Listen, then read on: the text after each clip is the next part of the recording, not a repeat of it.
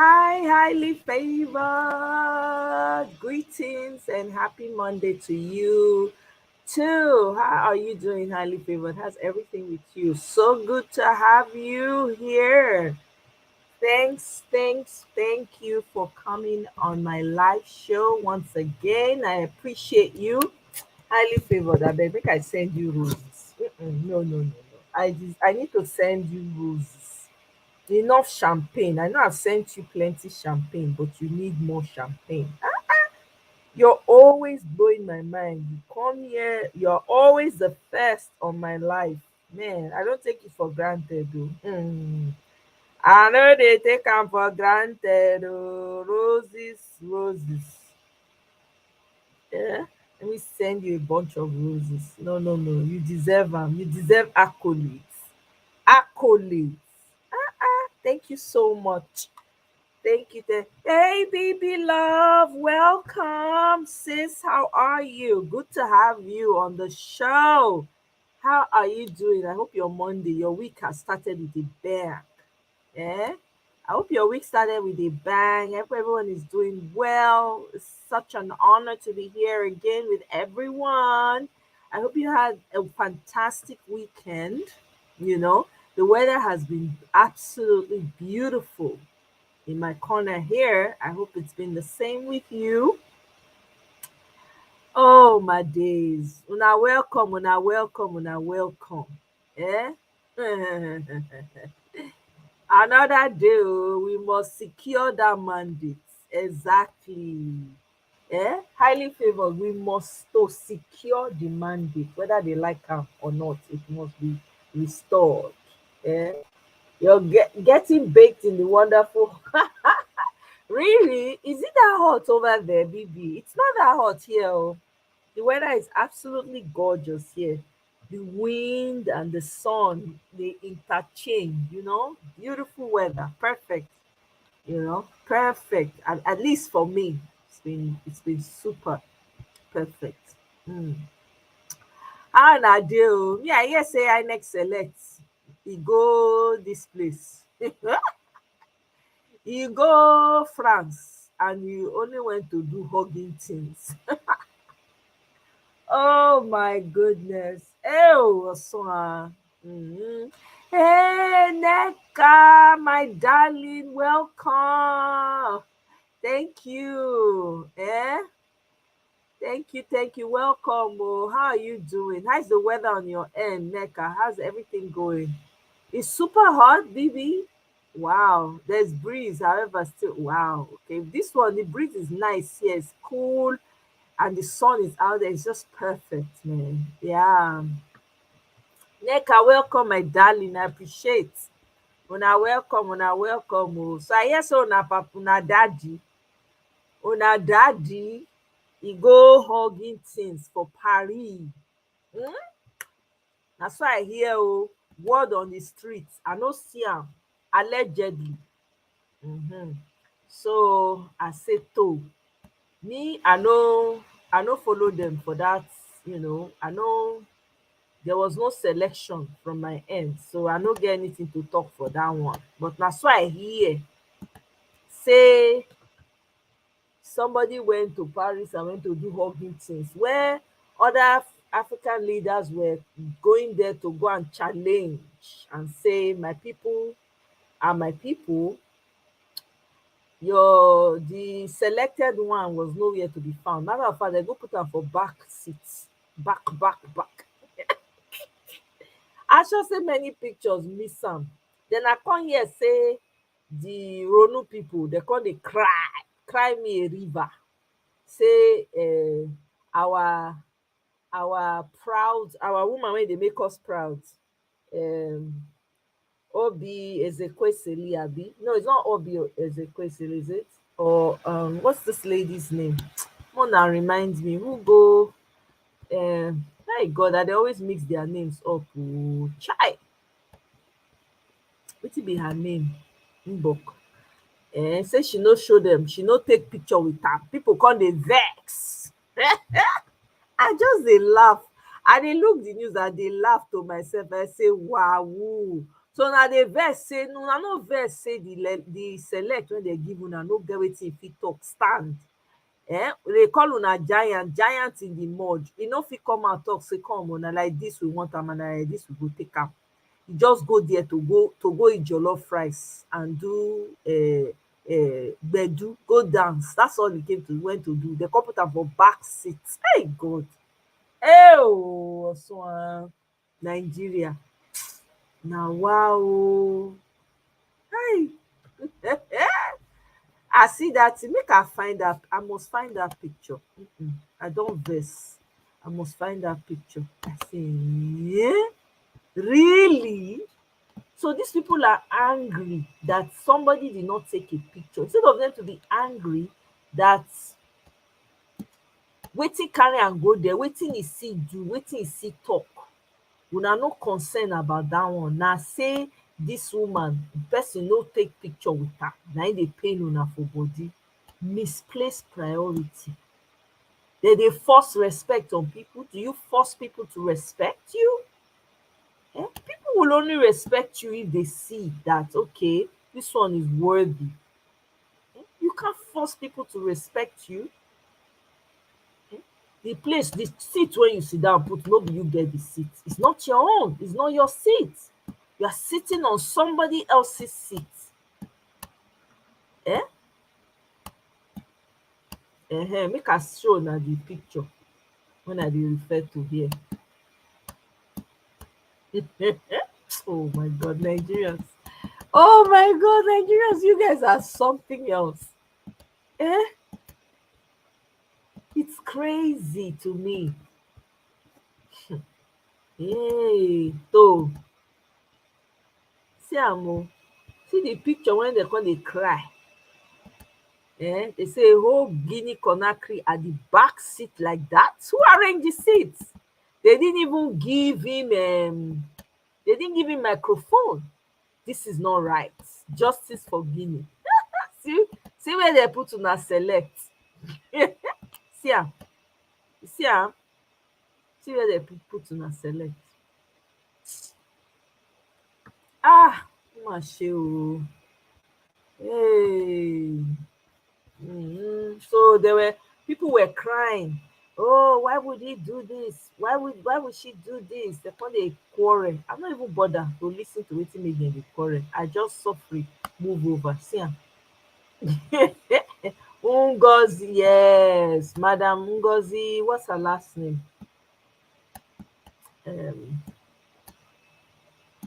Oh my God! Somebody remind me of her name. My brain is running slow this afternoon. No, na no vex. Mona help me with her last name. This woman dey make us proud the world over. See her. Mother that mother their mother's mother. This woman. I respect her. I beg.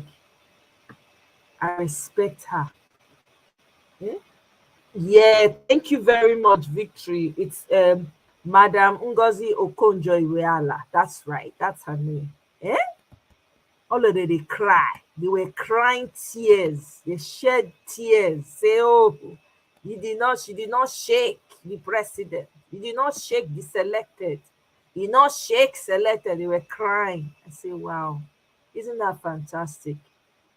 That's what you people are more concerned about? In other news, the fact be say Peter Obi win all the 36 states of Nigeria. Na Peter Obi take win all. E no get one wey e no take win. All of them. To show you say these people, dem think say dem go fit get away with this kind thing. Dem jam rock. Now everybody eye dey shine like torchlight, dey shine like owl. People know what they are up to. And I hear that they want to ban Twitter in Nigeria. Did they not try that thing? When was it? They tried it in when did they try it? A couple of years back, not so long ago. They banned Twitter for like a few months like that. You know the market that Twitter has in Nigeria, social media as a whole. Do you know how much they go lose if they try am? I dey hear say they wan ban Twitter, ban all social media sef including YouTube, so Nigerians not go feed they won't be able to listen in and find out what's going on. That's what they're trying to do. You can ban it all you want, but we already there, we will never keep quiet. We go continue to dey talk. You cannot gag Bill's voice. It's not possible. It's not possible. You cannot gag it. Eh? Peter Obi won in Plateau State, Edo State, Delta State, Benue State, Nasarawa, River, all 36 states and FCT. No. Now, wow. Welcome, Mr. King. Good afternoon. Happy Monday to you. In fact, we go pepper them, not be small. Make we listen to wetin this man tie get to talk about this social media thing, because I'm like, these people, they are on a long thing with this social media nonsense wey they want try. Mm. You're watching this night, and we're reaching you live from Nigeria's capital, Abuja. The Central Bank of Nigeria has asked financial institutions in the country to obtain the social media handle, email addresses, telephone numbers, residential addresses, and more of their customers. This forms part of it. Can you imagine that? So they want social media handles. They see the sense wey they want use, so that they can start targeting people, right? They can start targeting people quietly. That's what they're trying to do.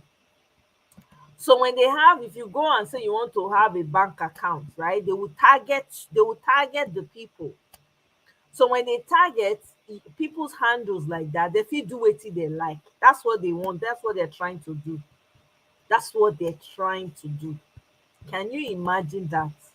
It's new customer due diligence regulations, and is in a bid to further deepen the identification process in the banking system. The Apex Bank disclosed these in its newly released Central Bank of Nigeria Customer Due Diligence Regulations 2023 document. The CBN states that its new regulation was created to provide additional customer due diligence measures for financial institutions under its regulatory purview. Well, this is a new development, and Nigerians are asking that with the BVN, NIMC, utility bills, phone numbers, and of course, email addresses and other documents, all this should be enough to track any fraudulent and illicit movement of funds. Let's speak to a RISE analyst, Frank Tete, on the legality of this new requirement by the CBN. Frank, good evening. Thank you for joining us on Newsnight. Thank you. This is bothersome. Most Nigerians have kicked against it. Many Nigerians have said this is intruding into their privacy. What do you make of this new CBN's request? Well, there's an expression of serious ineptitude on the part of those who have been managing our data for a long time. And it's also a failure of the National Identity Management Commission that is supposed to be a central processing body of data in Nigeria until the enactment of the Nigeria Data Protection Act by President Bola Ahmed Tinubu recently. Now, if you talk about the law, Section 37 of the Constitution protects the privacy of all personal information, starting from correspondences and other personal information, sensitive information of every Nigerian. Not much has been done to protect the information, personal information of Nigerians. It's so brazen. The breach is so brazen, and because it has almost become a norm, you even see. Let's not even talk about banking, because I have a whole lot to interrogate on that. You now see that because the norm, you see estate surveyors and estate agents, before they even give houses in places like Lagos and Abuja, they even request that people should submit their passport photographs, their bank accounts, the bank statements for them to scrutinize. What I think is discriminatory. That is how much disrespect we have for the personal data of our citizens in this country. As for the banks, it's becoming a violation too far.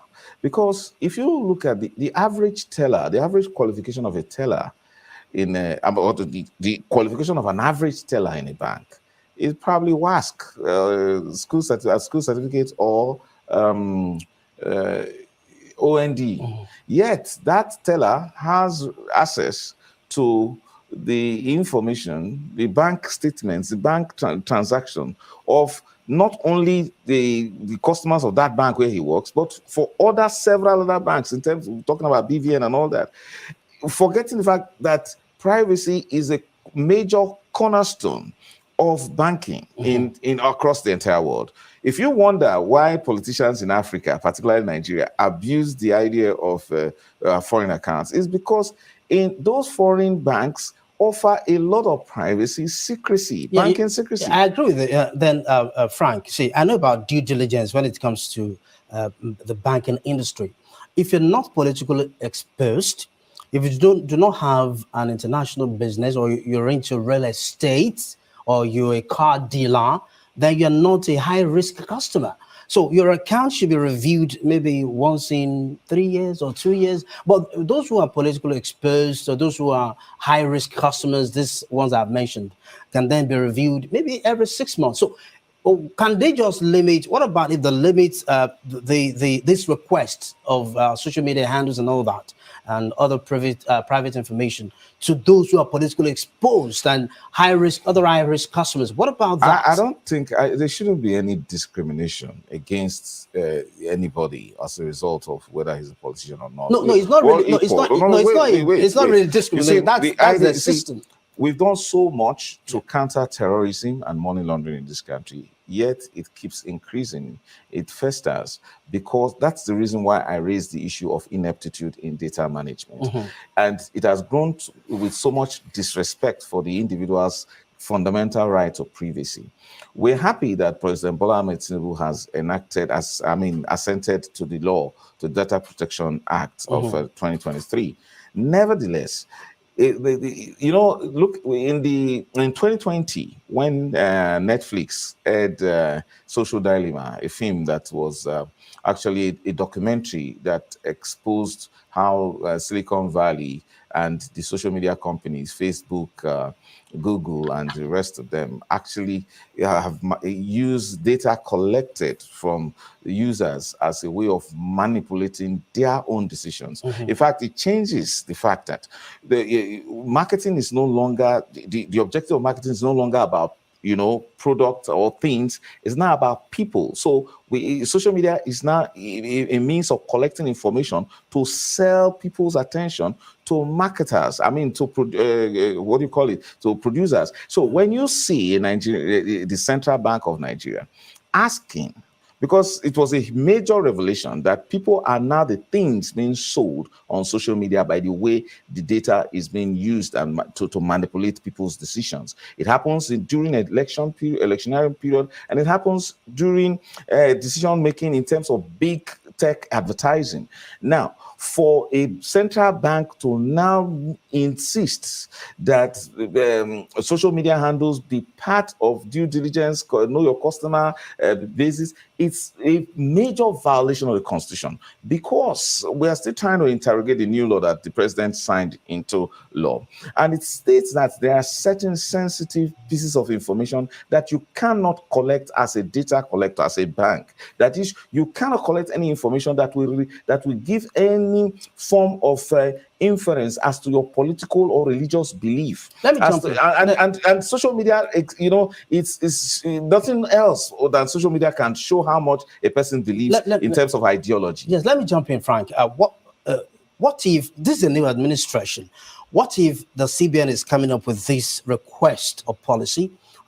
Because maybe they got some form of intelligence about terrorism. Hang on there. What does CBN have to do with terrorism? Hang on. Maybe they got some intelligence about terrorism financing, and then they now feel that the way to go about it is to clamping on customers. Don't forget, we have a Money Laundering Act. We also have the Anti-Terrorism Act.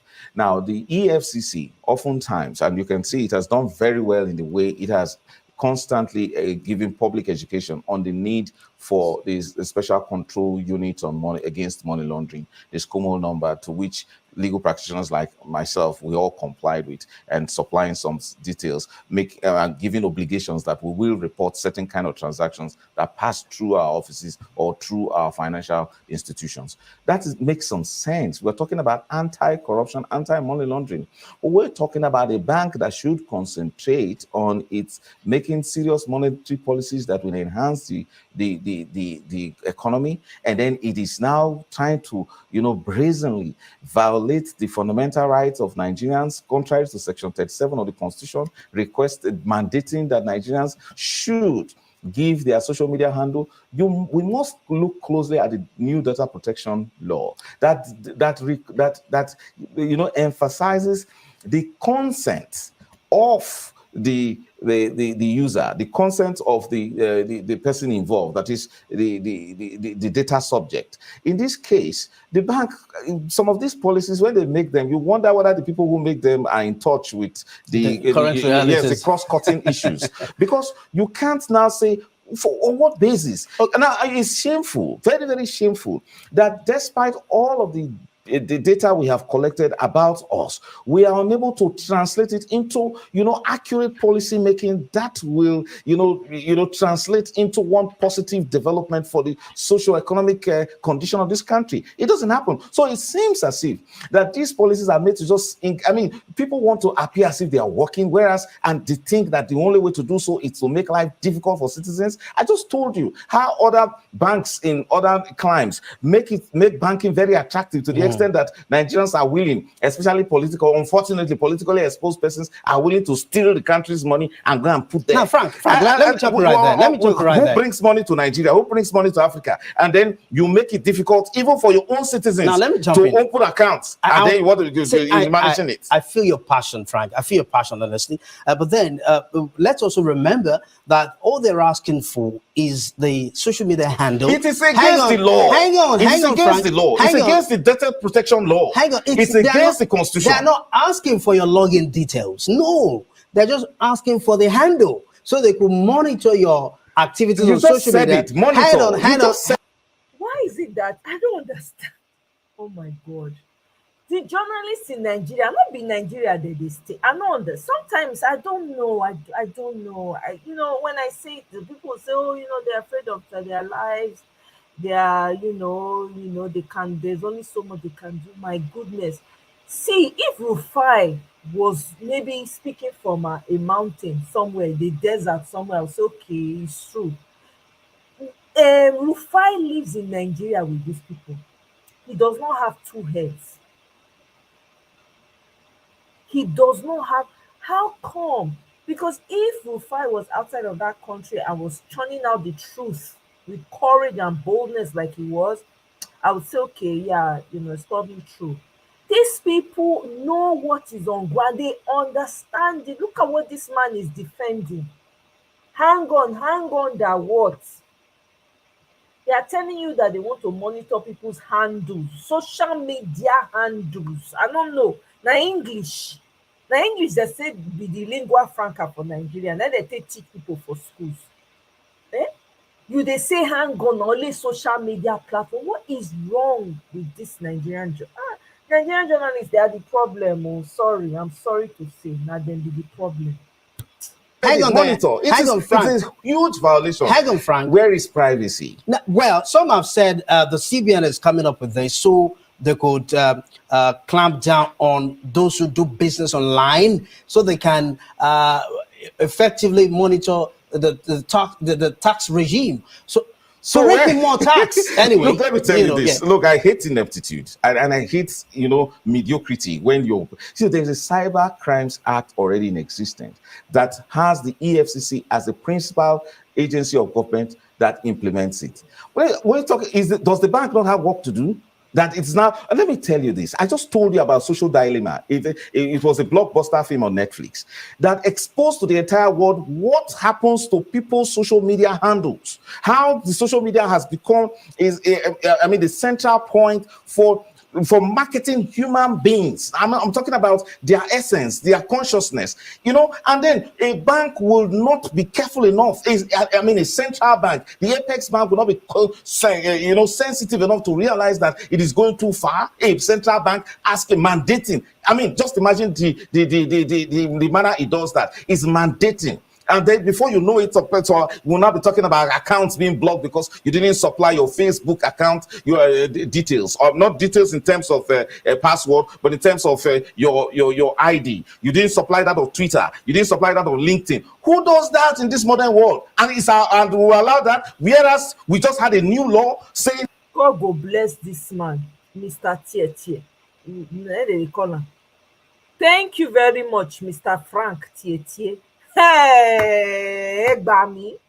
This is how these people will cavalier with a cavalier attitude. Allow this government. They don't know their purpose as journalists. They don't know that it is their purpose to hold the government, the feet of the government, to hold it to the fire. Eh? Look at how casual. If you don't say it as it is, how will the people know what they are? Thank God though, everybody has turned journalists. Now look at me, did I go to school of journalism? Everybody's doing it because you guys have shown your ineptitude in every way. You don't tell the citizens the truth. When you're supposed to ask hardcore questions, hold people to hold them to their word and ensure that they tell you exactly what's going on. No, you people are so cavalier. What are you afraid of? Maybe if you enter car now, before you come up from your garage, you reach there. If you are lucky, you escape Boko Haram. You are lucky, you escape bandits. You are not safer than anybody else. I don't understand. that you cannot take certain data from Nigerians except they give you consent. What kind of this confusion that they are engaged in? It's unnecessary. A good place to to leave this subject for tonight. Thank you very much, Frank Tete. I quite appreciate your concerns and your passion is acknowledged. Abeg, go back to school, oga. We speak English.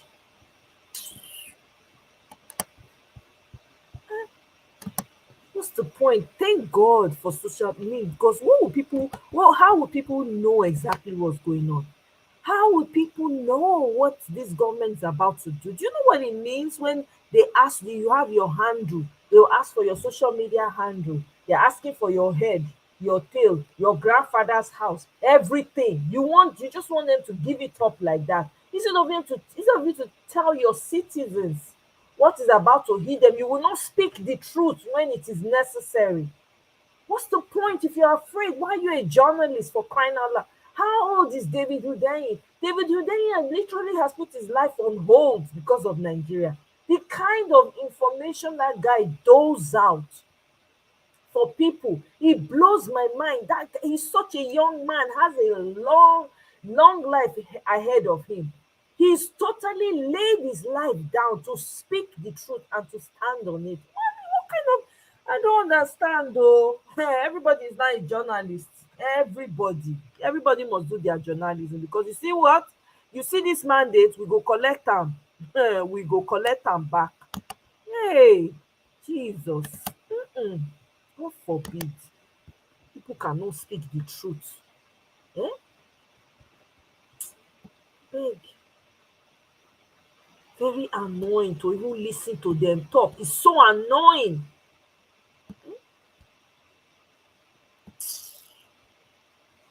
Peggy, we will listen to this man, no Jerry. To something that will uplift somebody. Every structure in Nigeria is just complete mess. Complete mess. Nothing to write home about. On top of that, this selected person is renaming airport as if that is the important thing. Renaming airport, you go and give airport in Rivers State that is not in the west. Rivers State, you go and name it Awolowo Airport. My goodness. I don't blame him. Now Wike and the like of Asari, na dem give am power. You go to another person's state to go and give them your own so-called hero. You give them the airport name. What did Awolowo do for Rivers State? Is it not only the West that Awolowo helped, gave them free education? At least he did that for his people. Eh? I never see oh. Ah, this fight e long. We dey here, we go dey come here as God give us power, because una no go take am from our hand. We dey here, we go finish, we go continue this thing till the end. Eh? Na one gag everything. You don want social media, e dey pepper una no fit stand the truth. Give the owner his property. Na you get am? No. Did we vote for you? No. You are forcing yourself. You can't even do anything. You go Paris, nothing to show for it. You go with an entourage of people, waste the taxpayers money for nothing. Good evening, viewers. Good evening, obedience. My name is Jamila M. Omar, and I will be your correspondent this evening for Injenje Media TV. We're back again with our favorite community lawyer, Barrister Benchooks Mosu, the only lawyer who takes his time after a very busy day to break things down for obedience in a way that only he does, for the layman to truly understand what transpired in court. Follow us as we proceed in this very brief but interesting interview. Daddy, good evening. Good evening. It's always a pleasure to have you on our show. Thank you for having me. So, Daddy, as usual, please help the obedience understand the very wonderful job that the LP lawyers did in court today with the three witnesses that we saw today: PW8, PW9, and PW11. Please take us through the process, one after the other. Yeah, thank you very much. The PW8, as you mentioned, was the cyber security expert whose witness statement was admitted in evidence yesterday, and today he was due for cross-examination. Permit me to be happy because the gentleman's evidence was unimpeachable. It was such that none of the senior counsel for INEC and for Tinubu Shetima and for APC, despite very serious skills in their cross-examination. By the way, some of their lawyers are the best in the country, but they were not able to impugn the Labour Party witness, PW8, who has a doctorate in cybersecurity. Indeed, he was able to practically lecture the court and lecture the lawyers as to what glitches are, what cybersecurity means, and so many of the questions that were asked. He answered them in such a way that nobody was left in doubt that he's truly an expert. Just like the Amazon Web Services witness before him, who were so impressed. I am personally very elated about the outcome of it, because the essence of cross-examination is to impugn the integrity of the witness, or to make the witness appear not to be too sure of what he or she is saying. But try as they may, this man was as solid as the Rock of Gibraltar. And I am convinced, beyond reasonable doubt, that his evidence will be very worthy as we go on to the final stretch of this case. You also mentioned the PW11. PW9. PW9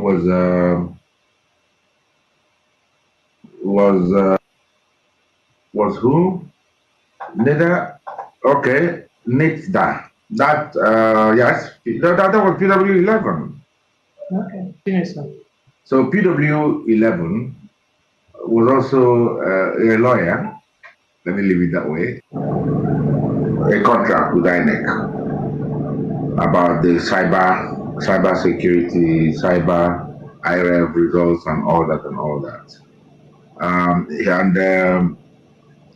his evidence was that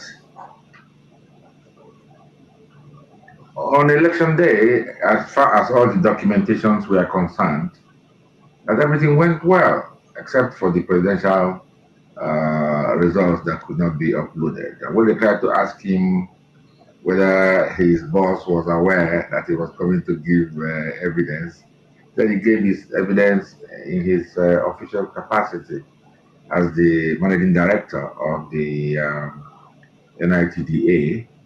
And in any event, that his boss was aware that he was in court and gave his consent for him to come and give um, evidence.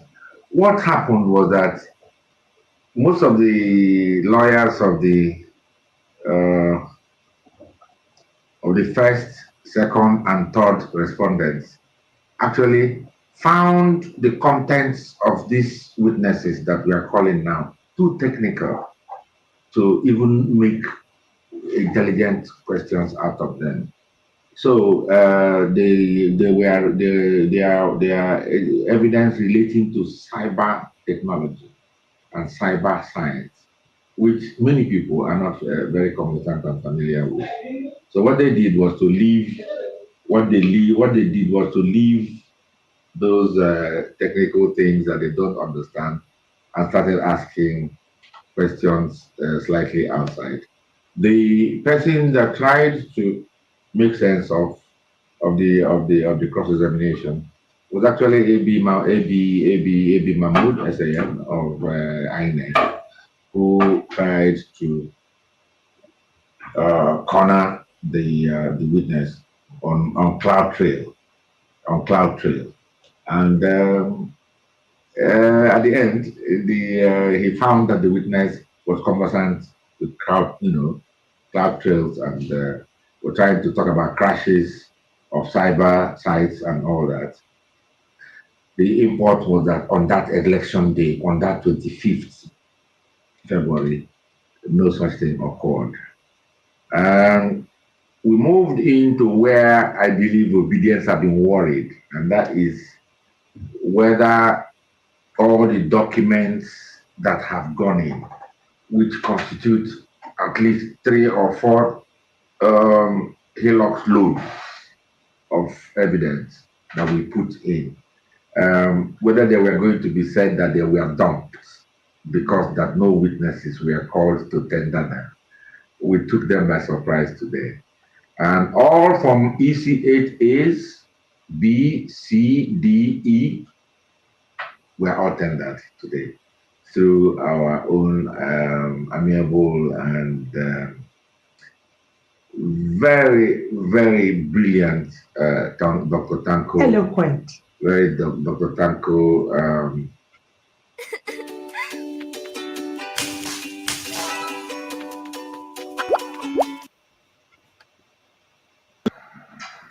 So Dr. Yunus Tanko was very brilliant, and his political dexterity showed in the way he tendered those documents. Like I said, from EC8A, B, C, D, in all states. That was why all those containers were all brought to court.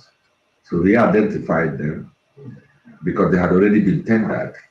So he had identified them and confirmed that they were the results as we got them from INEC. The letters that we have been complaining about that we're writing to INEC chairman without response, that is to say, requesting the CTC of refusing to give us, were also tendered to court today. And the court saw that those letters were fully written, and they were about 6 letters.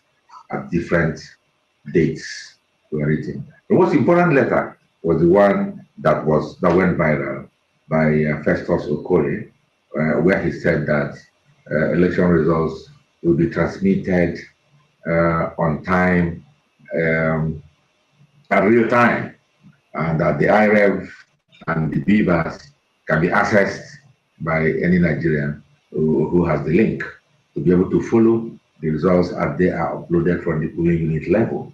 That letter that that there was, where he also denied that there was no time, they said they will not transmit results in real time. They were also tendered to the court. So as it were, we have covered the field. Our witnesses, as far as I'm concerned, were quality witnesses, some of the best in terms of the technical areas in which they were called to explain to the ordinary Nigerians, and most importantly, to obedience. And I don't normally smile too much when I'm talking, but I am so happy. I am very, very happy and proud of our legal team and the Smile, my brother, smile. Let's smile at the small, small wins. Eh? You reach to smile at least. We could take encourage ourselves. Doing well so far. Thank you very much. By the way, guys, please wanna increase the like, oh, Biko. Who has not liked? Please help us to like. Eunice has said like it like 2 times. Biko, let's keep the likes going up. Abeg, you guys please match the likes with the views oh. I know there are some Agbado people here. Agbado people like so that when anytime I schedule you come and lis ten in. You understand? Even though you can't comment, but just like so that you will get notified every time, and so that the news will go far. So your fellow Agbadorians will know and they will also come and listen. I know people are coming here to get some, information. So like it, increase the like, share the video to your fellow Agbadorians so you guys can come on board and listen and come and, you might get some tips here so that you get information to take back. You understand? So, so abeg una like. Thank you. witnesses that we called.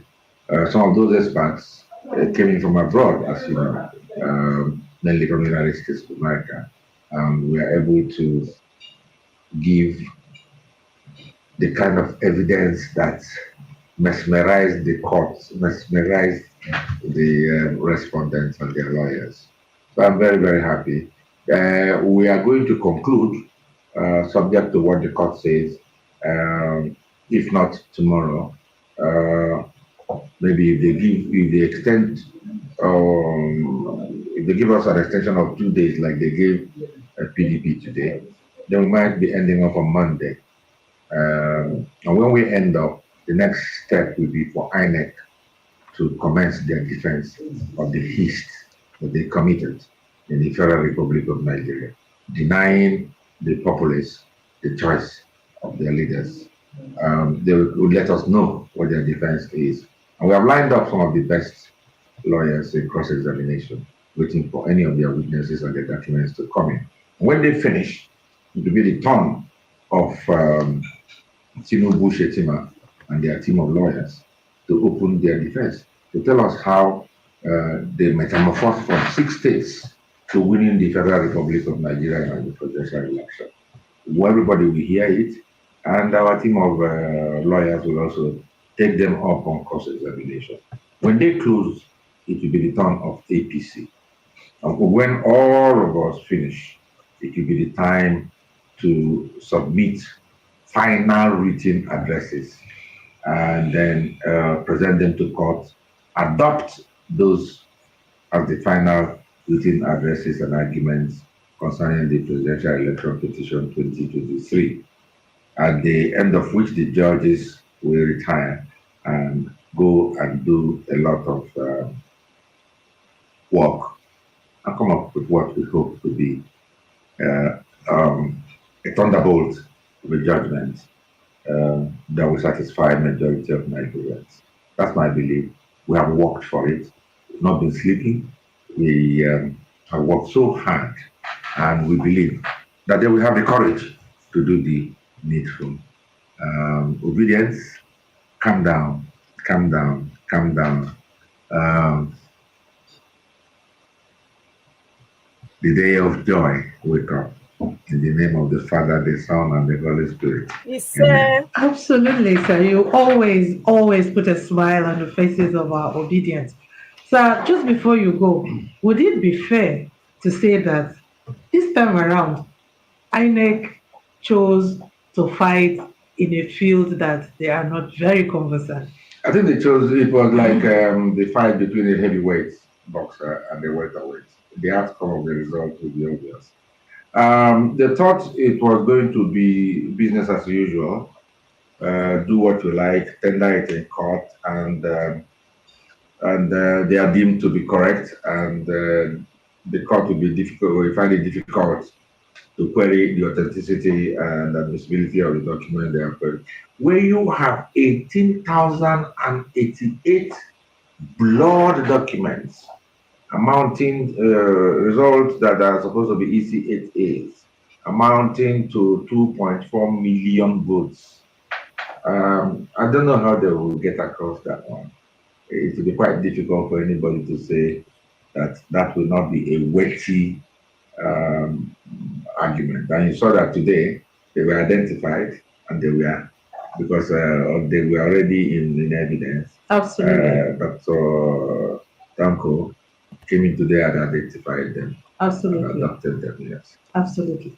So let us hope for the best. And in the end, this is an election petition like no other.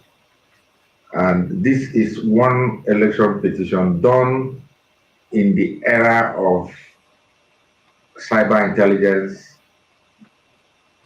political awareness of especially the youth, the number of people that are interested in this election and the outcome of it, and what is going on in court is unprecedented in the history of the Federal Republic of Nigeria. And the judges, from time to time, they say they are mindful of the importance of this case to Nigerians. And all they are asking each time we start is for all the sides to do their cases as gentlemanly as possible so that they will also do their own job. They have a job in their hands, and I trust the judiciary. I trust this team of judges that they look to me that they have the courage to do the needful as it is, beyond doubt. That even if an ordinary person reads whatever the final judgment will be, there will be sense in it. And I wish and I pray that it will be in our favor. Which leads me once again to you are a seasoned lawyer, a seasoned politician, and you have seen a whole lot in this climb. Tell us, what should obedience expect when it comes to cross-examination, when our own lawyers begin to play the offensive against the INEC and the other respondents? Who is the favorite we should look out for, especially when it comes to cross-examination? Because I remember, if I'm not mistaken, that at some point you might have crossed somebody's path in Oka. So what do you have in I store? don't think that some of the heavyweights we have, because we're going to have what you call in boxing the rumble in the jungle. Absolutely. The battle between Muhammad Ali and George Foreman. Yes. At the 8th round, Muhammad Ali, who was not expected to win, knocked out George Foreman and became the new heavyweight champion of the world. I think that that kind of scenario will repeat itself very soon. We'll keep our gunpowder dry by not mentioning some of our queens and the jacks and the jokers that we have against them. We need to see the kind of opposition, the kind of witnesses that they will bring. And the teams will be there. As soon as they bring anyone, we'll give them an equal and opposite knockout. Correct. So you are just wittingly telling obedience to stay close to their... To stay tuned. Absolutely. Obedience, there you have it. Our own community lawyer has assured you that it's going to be even more fun when we begin to cross-examine the opposition. Like In I've any explained, case, we are going to close our petition within the next 2, 3, 4 days. It will be the turn of INEC to tell Nigerians how they came about the results they announced. Mm. And they will do so within a period of time. And within that period of time, they are expected to do so through witnesses and documents. Hmm. Then we'll have the time to do what we need to do to find out. Because if you tell one lie, you will need 10 more to sustain that one lie. Right. We shall see.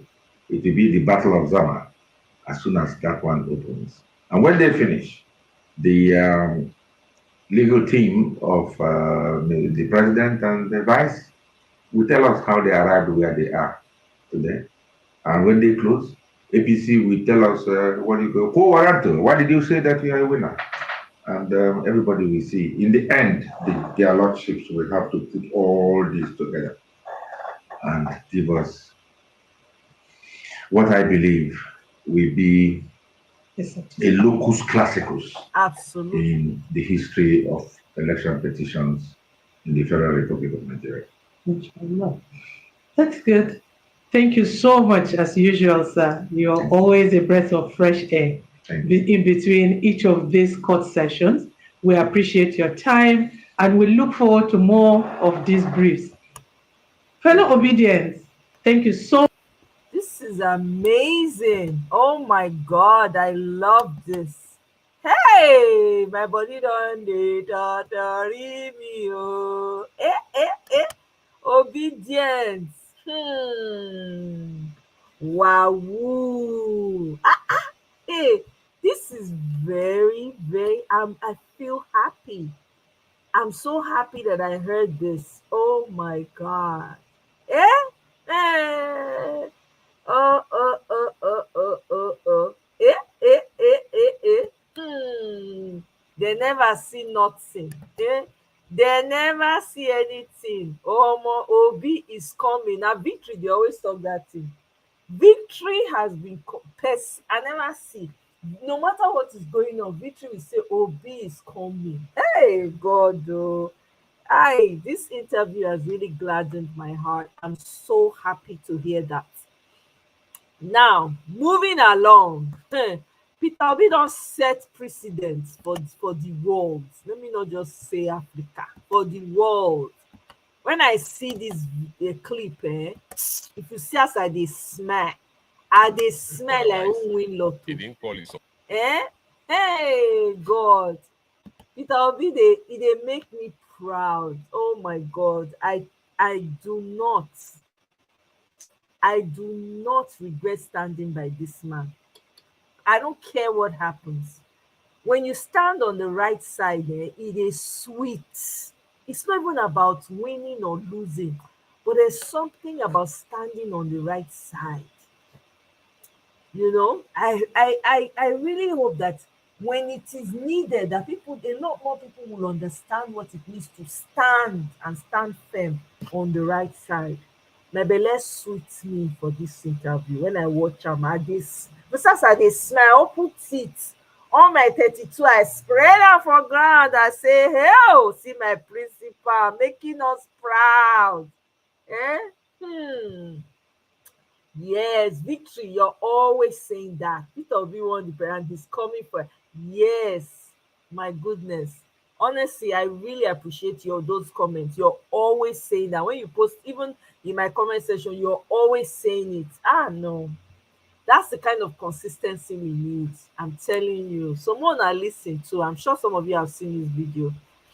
Mini says the legal battle just started from LP. Yes, I'm looking. That one will be that one is going to be cross examination. Is going to be fire. Hey, bumper to bumper. Oh my God, these people don't know what's going to hit them. They have no idea. Supporters to the street to wreck up. He took the legal path, and then by that way, Oh, sorry. Let me start all over. I have always referred to Peter Obi when he lost the election. We all know the promise he held when the elections were being conducted, and almost everybody who is anything in Nigeria drew their support. But when the results came out otherwise, he didn't call his supporters to the street to wreak havoc. He took the legal path, and then by that way, he was able to save his country from chaos. So we will encourage all of our politicians to learn from that example. Leadership is about self-restraint, and leadership is about selflessness. So we expect that our politicians will demonstrate this. I mean, the process has been peaceful so far, so let us continue to be peaceful and to promote the interests of our country. Thank you all. Now, yeah. Hi. Man, I listened to this. I was so glad. It made my heart so happy. I have to play it again. I'm sorry, guys. I have always referred to Peter Obi.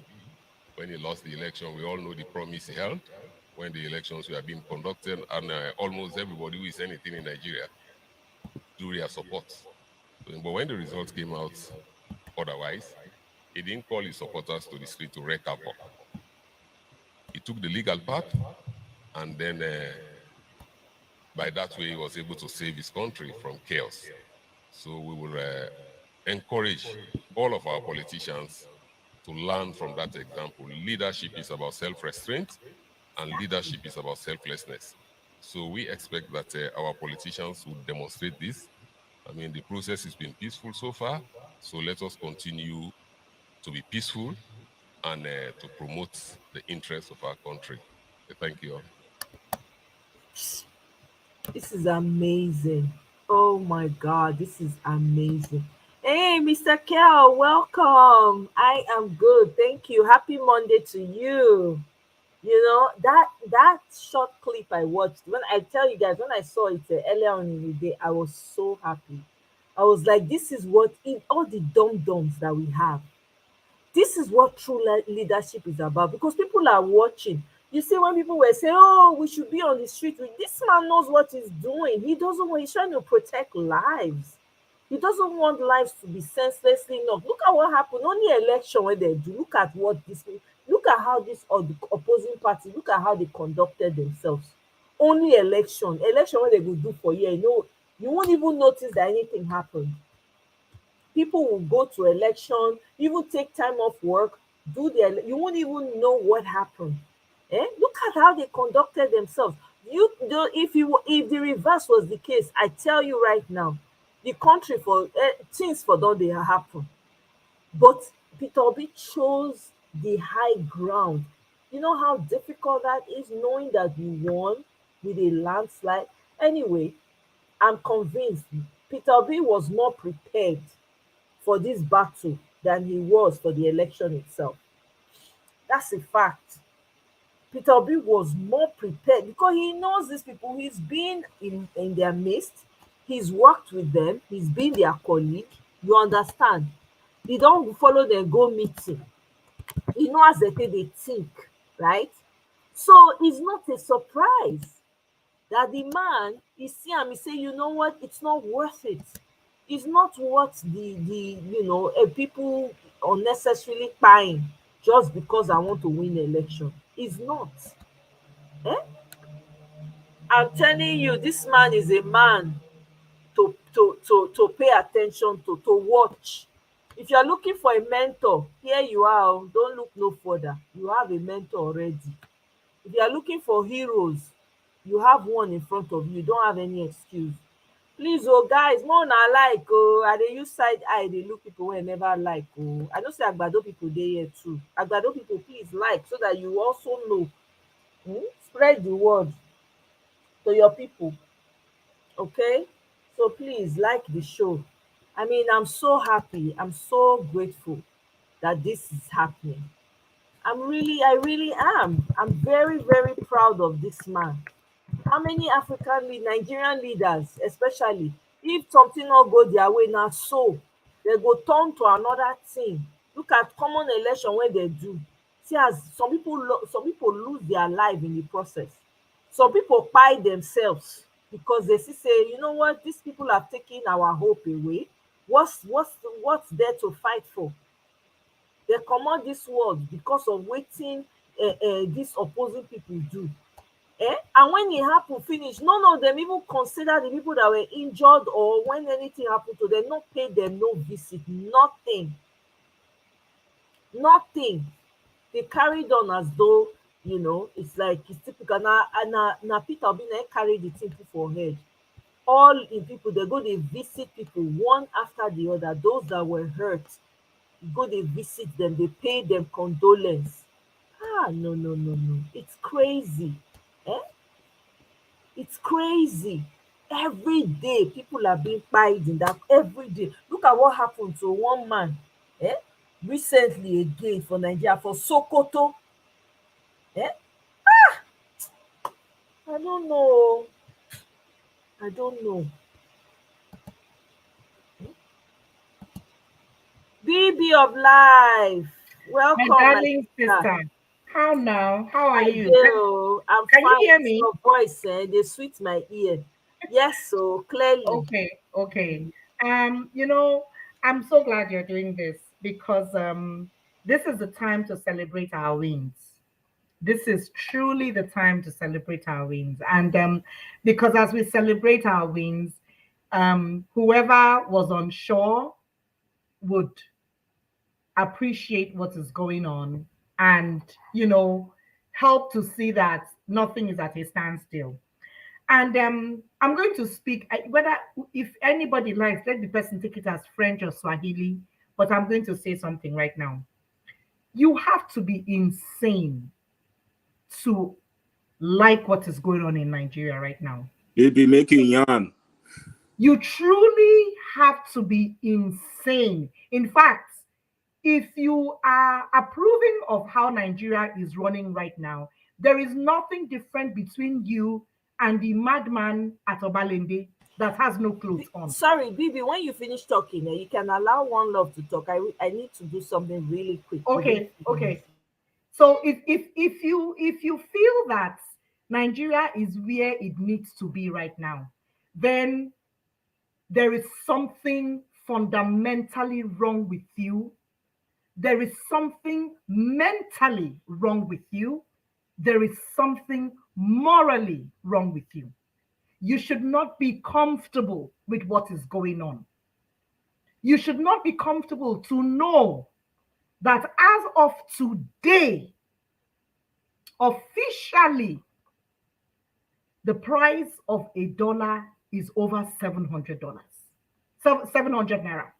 It is $1 to 700 naira.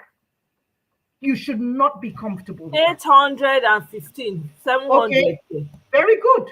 So if you feel that is where we should be, then go on with your insanity, because truly you are insane. That means nobody can get to you. That means everything around you is wrong. In fact, at this point in time, I will tell you to nicely delete yourself before you get deleted, because it is only a matter of time. You will be deleted. That a loaf of bread, a loaf of parfum, make a talk like that, is almost 900 naira, depending on where you are. So if you pass that home, that a family of 2 or 4 cannot survive. I'll say that again. Cannot survive on 1,000 naira a day. It is a sin.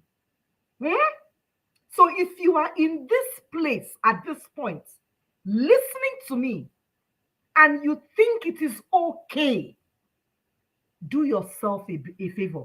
Go buy otapiapia, put on for water, mix, drink. Because you're as good as a gunner.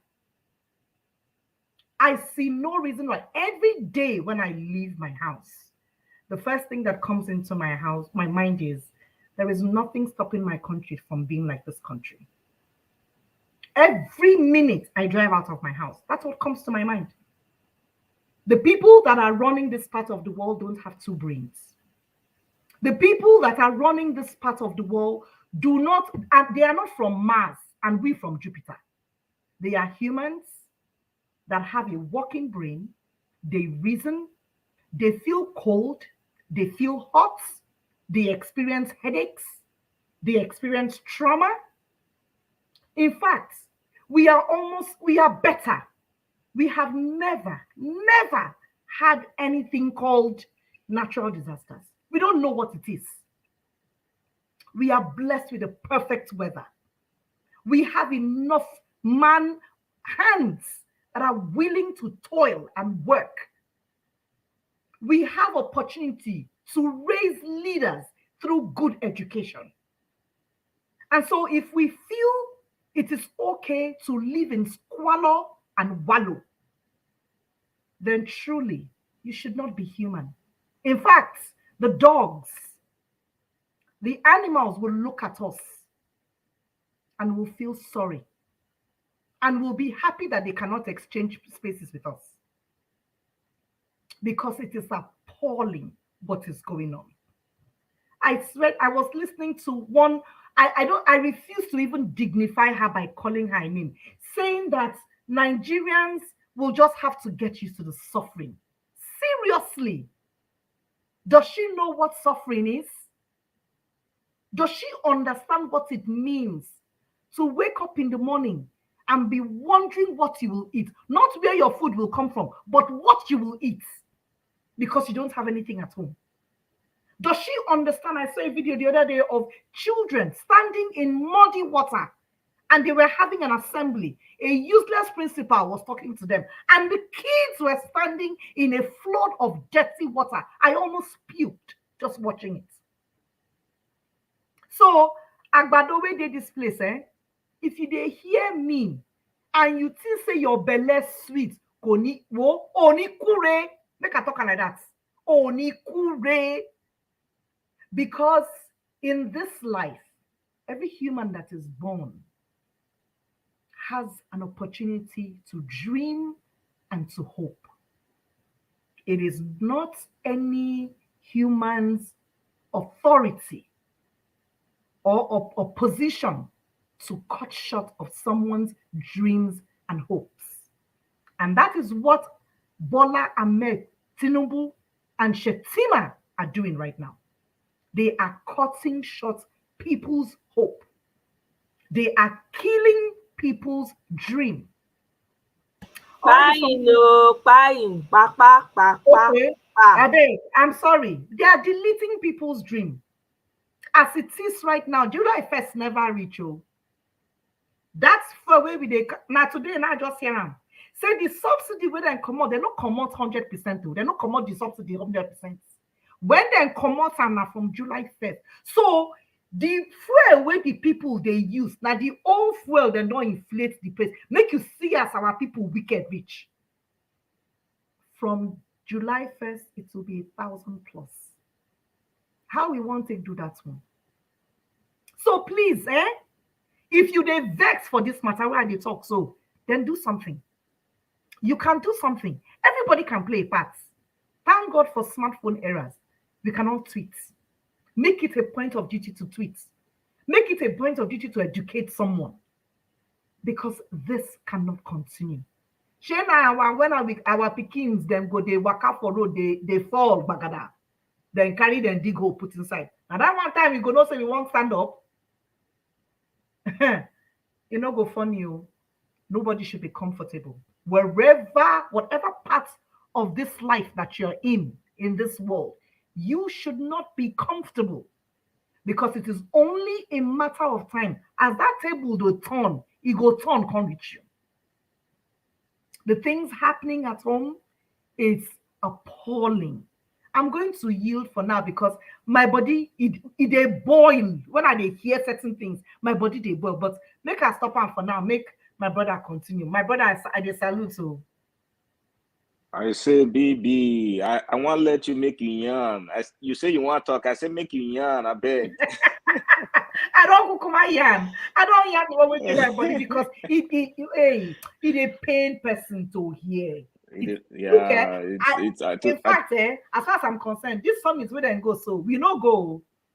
I don't know who'd go there, but we no go. I just see one person maybe like say, you see daddy yo, you go hug person. You know, as children, they will see the papa, they go, hey, daddy, yo. Now, so the person go do. As just the No, person go do, I will not reach the place. Before yes, for this life, my brother, when something they happen to Nigeria, say Nigeria cough, other African countries, they wonder, say, I beg, may them give them Panadol, may them for cure them because now we be the light. As it day yes, so, as it day so safe. Candle, we not even be candle. Talk less of nothing. fluorescent lights. My brother, continue, Jerry. Nigeria matter. Ah man, I just hope if once we get into that place, things will start to turn around because the way they messed up the country is just, in fact, it's like you giving a toddler what they call it a clean white shirt, and all of a sudden he's playing inside the poto. That's what they did to Nigeria, man. Those guys, man, I can't even imagine from 1960 to now. It's like we just keep going backwards every single year. Nothing works. Buhari came and it was I remember even back then. Before I left Nigeria, I think $1 was less than I think it was like 70 or 80 naira. And then good luck came. It was above 100 naira. Buhari met it. I don't know. Was it like one something? And now it's almost 900 naira. This is crazy. You know. The thing is, I don't know who gives them the idea. Whoever advises them on what to do, it's just crazy. And for me, I don't want to hear that they don't know what they are doing. They know. I think it's just like someone having an evil heart. They don't want to help. They don't want to do anything. They only care about themselves alone. You know, this is the kind of thing that happens in a place where few people in power think they are the ones that can dictate whatever happens, and nothing is going to happen to them. Just take Mahmoud, for example. This guy was summoned how many times to come to court? He refused. Up to now, that guy did not show up, and nothing was done. I think at one point the judges were even trying to figure out, what do you guys want us to do? So you, I don't know. Nigeria is just, in fact, I feel like if we keep talking about the problem, it's not going to end. Now, judges were asking, what do you want us to do? Because I just feel like probably the laws that were there before does not allow them to do it, or they just don't want to do anything, or somebody is sitting at INEC office thinking he's the boss, he's Mahmoud, because he has the back, he has those in the north backing him up. He can basically do whatever he wants to do, and he's going to get away with it. That's the way I feel like these guys are behaving. They feel like the laws catches up with some people. Why, according to them, it's not going to affect them. So they can just mess around. You can wake up at 4 a.m. in the morning and call a result that you cannot even provide evidence for how you get to that place. Like somebody going to write an exam and he came out first, and they try to make him prove to us how he became first. He cannot do it. He's telling us, you can sue me to court. All I care about, I am the first person in this test. That's basically what they did to us. So I believe with everything that is going on so far and what we've seen, once they start their defense on July 3rd, we'll see what happens. I'll be so. I mean, I can't wait to see what their defense is going to be. I can't wait for them to tell us that they had a glitch, which we all knew that there was no glitch. They were just lying to us, right from day one. I can't wait for them to tell us now that the constitution that they wrote, or whoever put it together, for me, I know it's all flawed. They are going to change it all of a sudden and give us something else. Obi and the lawyers they have been within the laws of the constitution, even though the constitution is not right. The same constitution that they gave to us, these crazy politicians, the same constitution that they gave to us is what Obi and the lawyers are using right now. And there is no way they are going to tell us that what they are doing is wrong, unless you are going to tell us that we don't have a constitution anymore. For me, they've already broken too many laws in the constitution. Just look at the 25% in Abuja. That one already is against the constitution. a lot of things that they've done. So unless they wake up overnight and just decide to change their constitution that favors them, which for me is not going to be possible, that's the only way they are going to get away with this election case. So when you go back and look at what Tinubu has done so far, I don't think he's doing it for the interest of the people. A lot of people are saying, oh, he fired this, he fired that, he fired service chiefs, he fired this, he arrested the Mayfella. Where was the Mayfella? Mayfella is not part of the gang before now. Wasn't he part of the old people that set the country on fire during the election? Wasn't he part of Buhari's camp? Oh, is it today that Tinubu just know about the Mayfella? No, these guys are all playing drama before our very eyes so we can try to believe them. You know, he tried to take away subsidy. That money is going to their pocket so they can gather as much as they can before Obi comes into power. That's what they are doing right now. They are not trying to help anybody.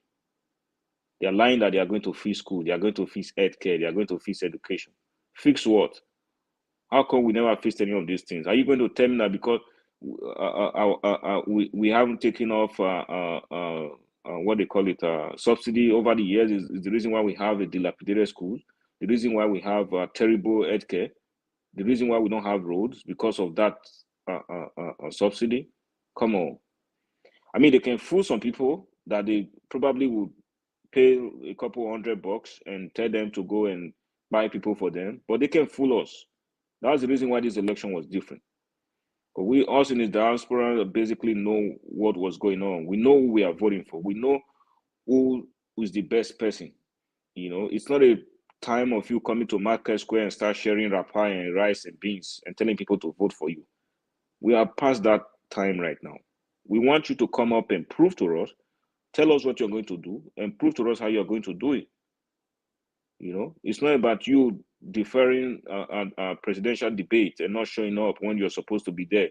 That's basically what he went to France to do. He went there to sleep. He never attended any place where he had to debate someone face to face or even try to, reason on his own as the president of the country. Is that the same guy that you are going to call at 3 o'clock in the morning when we have a problem in the country and you expect him to wake up at that time? It's not going to happen. So these are the problems that Nigeria have always faced. And it is because there are so many people on top, the elite, the northern elite, they don't want us to move forward. I've always said it. If we cannot get this man in power, let everybody go on their own way. Have your regional government. If you want to keep your laws to yourself, keep it to the north. I don't care. I'm not going to. I probably might not end up going to any of. People might not even end up going to any of the northern states. Keep your Sharia law there and let it govern your people. If anybody comes there and break it, then punish the person there. But don't enshrine that thing into the whole constitution that governs the nation. So for us, it's better for us to have the right person there that is going to look beyond just Nigeria, look beyond that place and affect the whole of Africa so that the whole black race will be uplifted. This is not just for the soul of Nigeria. This is the fight for the soul of the black race here. Because for years we haven't gotten it right. And Nigeria must get it right. Because other countries are moving forward already. So I believe with what this lawyer just talked about a few minutes ago on this video, that we are definitely going to get something out of this, unless they are going to wake up overnight and decide to change their constitution and decides to get everything, for me, which I believe is not going to happen. They can do it unless they are just calling for a straight out division of the country. That's the only way they are going to get away with these old mandates that they've stolen. My So brother, they thank you can't so much. get away with it. They can't even get away with it. Yeah, there's Because no way they are going to get away with it. There's no way. the whole world can see what is going on. They can't get away with. Everybody's just waiting to sit at the edge of their seats to see what will they do, what will they do, what will they do. Which is why I believe so strongly in calling out every single judge. Call them out. Oh yeah. Let them know that the world is watching them. And like you said, I'm crossing my finger. Like, let it just be so that these guys are courageous, that they can deliver judgment without, or even if they've taken money from them, they can throw that money back at them again. But at this point, we need to move this country forward. There was a lady that was on YouTube, I mean, on Channels TV a few days ago that was saying, "Oh, we are." I mean, people have been saying this. Even this on Hanese group that is now trying to get DSS to arrest Asari Tokubo. I just looked at them and laughed. I'm saying, look. I mean, I'm not saying what Asari said was right, but you guys were just here a few weeks ago telling Obi to withdraw the case and come to national unity. National unity, my foot. What are you talking about? Somebody is going to steal your property. Maybe somebody is going to come to your house and steal your car and go use that car to carry homeless people to the hospital. Because he used it for good, you are going to justify it and said, well, what he did was right. No, what he did was not right. He broke the law, and he has to pay for it. And when you talk about how he used that same car to help the homeless people, that's another different avenue of the law. Well, that person coming to your house and steal your car is against the law. So you're not going to tell me because somebody stole the people's mandate, and now he's trying to pretend like he wants to do something. He's dancing around the bush. Trying to be like, oh, after all, this is what Obi said he wants to do. We are doing it now. Why not just leave us there? No, we want you to get out of there so the person who actually won the election should get in that seat. That is what we are after here. If you had won the election, fine, go ahead, and we won't be up here crying every day or trying to make people understand that we have a problem. If Obi had lost and everything was clean and clear, there was no nothing to hide. There was nobody waking up at 4 o'clock in the morning to declare election. Then everybody will be happy by now. We don't care if you're going to do anything good or not. I mean, but at least it will be on paper that, and it will be on record that you actually won and Obi did not win. So let us see that and prove it to us that you won the election. It's not about, oh, election was widely contested and the best person won. No, that's not what we are after. Can you prove it to us? In fact, we are not even challenging you, Tinubu. We are not challenging you at this point. We are challenging INEC. We want them to prove how they got you to be the president. That's what we are challenging. So INEC has a lot to prove, and so far they've not been able to prove it. All we kept hearing, oh, we had a glitch. We had a glitch on February 25th. You had a glitch. Senate and the House of Rep was transmitted. And when it got to the time of the president, you're telling me you had a glitch. Then what you should have done is to make sure you cancel the presidential election and reschedule it to make sure you don't get another glitch if you really want to be transparent. But no, 300 billion, we don't know where you went to. You probably shared some of the money, and some areas did not even get electoral buses, that were supposed to get ballot paper. They didn't get it on that day. They will just mess up everything, put the money in their account, and they forget it. But you are messing with the future of thousands and millions of people yet unborn. That's what I don't get about these people. When you forget that if you can get things right, people are going to live better. You don't want to leave a place behind messed up than how you met it. A lot of people came. Some of these guys, the Yakubu guys, they went to schools in abroad with scholarship. Why can't you just do better so that the people that will come after you will be able to achieve even greater things than what you've done? No, they don't think that way. They want to mess up everything. After all, their children are protected, their wives, their families are okay. They don't care about other people. But I believe this time, all this money they wherever they get the money from Tinubu or whoever it is, that all of this money, they are going to come out one way or the other, and they are not going to end up well. They just thought this was going to be like a regular match. If you are going to play what they call it, Champions League, you already know who's going to win. But they forgot that the guy who they are fighting is way smarter than them. He was planning and preparing for the court, because at the end of the day, that's where they will always want us to go to court, and he was preparing and planning for that while they were planning and preparing to rig the election. That was how stupid they were. My brother, and that just shows the kind of person this man is. You foresee the trouble coming, and you Oh yeah, start. he knows them. He dealt with them in Anambra Our too own, before. they know the people where they there. They know they foresee anything. It's now, No, they and as don't far have as I'm leaders. concerned, all of them they now there just to collect money, because you see, Yeah, I never see anybody we don't get business where we say, okay, I know the government house again. Let me go and continue my business. All of them, they all want to sustain their livelihood, which is why they are all Exactly. clamoring. Like Yes. Asari Dokubo. There's nothing. See, he has a university outside the country. None of your own people from where you come from is Yeah. Yeah. benefiting from it. From Yet it. you are greedy enough to want to come and collect more. Is that not mental illness? It's It's crazy. pure mental illness. Mm. That's, that's what they do. They think nothing will happen to them. That's kind of that's why you see somebody will leave local government chairman, become governor. From governor, they will end up being a senator because they don't want to relinquish that power. Because the benefit they get from just being a government office alone. And these guys, they don't do any single thing. Every 4 years will come and go. No roads are tied, no water, no school, nothing. They just stay there and get money, get paid. And now the other day they just increase their salary again. And people are crying that they can't afford fuel for transport. You are increasing senators and House of Representatives salary for what? You know? It's really really bad. Oh, it's really really bad. And the hey, and they laugh. Waiting go do these people be say now the people where they least expect. It's those that they least expect that will get into the streets. Oh The yeah, oh yeah. people they Because least they expect. they've pushed people too much. I feel like it will go to a point where they can't take it anymore. Because come on, I I mean now mean, nobody is even talking about the fear thing again. It's like everybody has settled. The thing has settled down, and my people brother. people are just dying. Oh, sorry, people are just dying inside. Like I don't know. No, it hasn't settled though. It hasn't settled. I mean, we remember what happened to the natural women.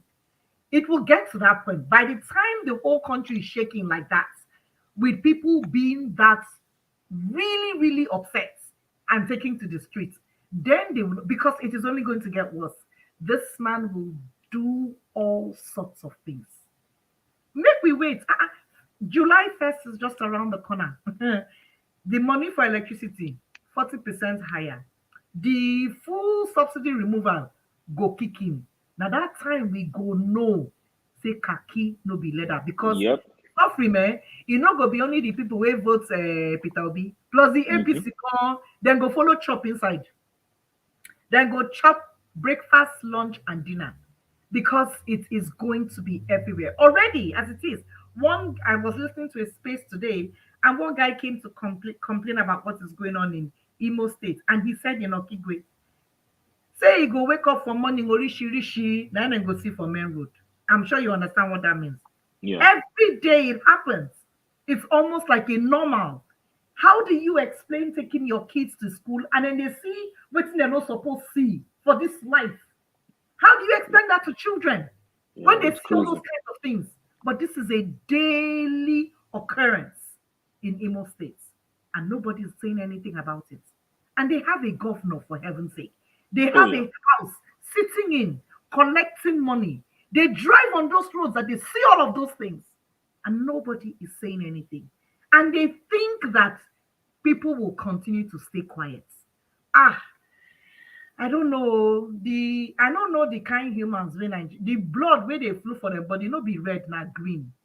Because so say na green, na red blood they flow for those people body, then for the try reason.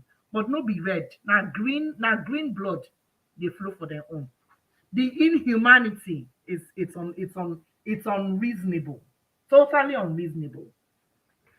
But we will keep going. We will keep going because this is not going to end like this. It's Oh not going yeah. They thought it was just gonna be business as usual. That's why they never expected this to be different. And it was the first time they were using beavers for.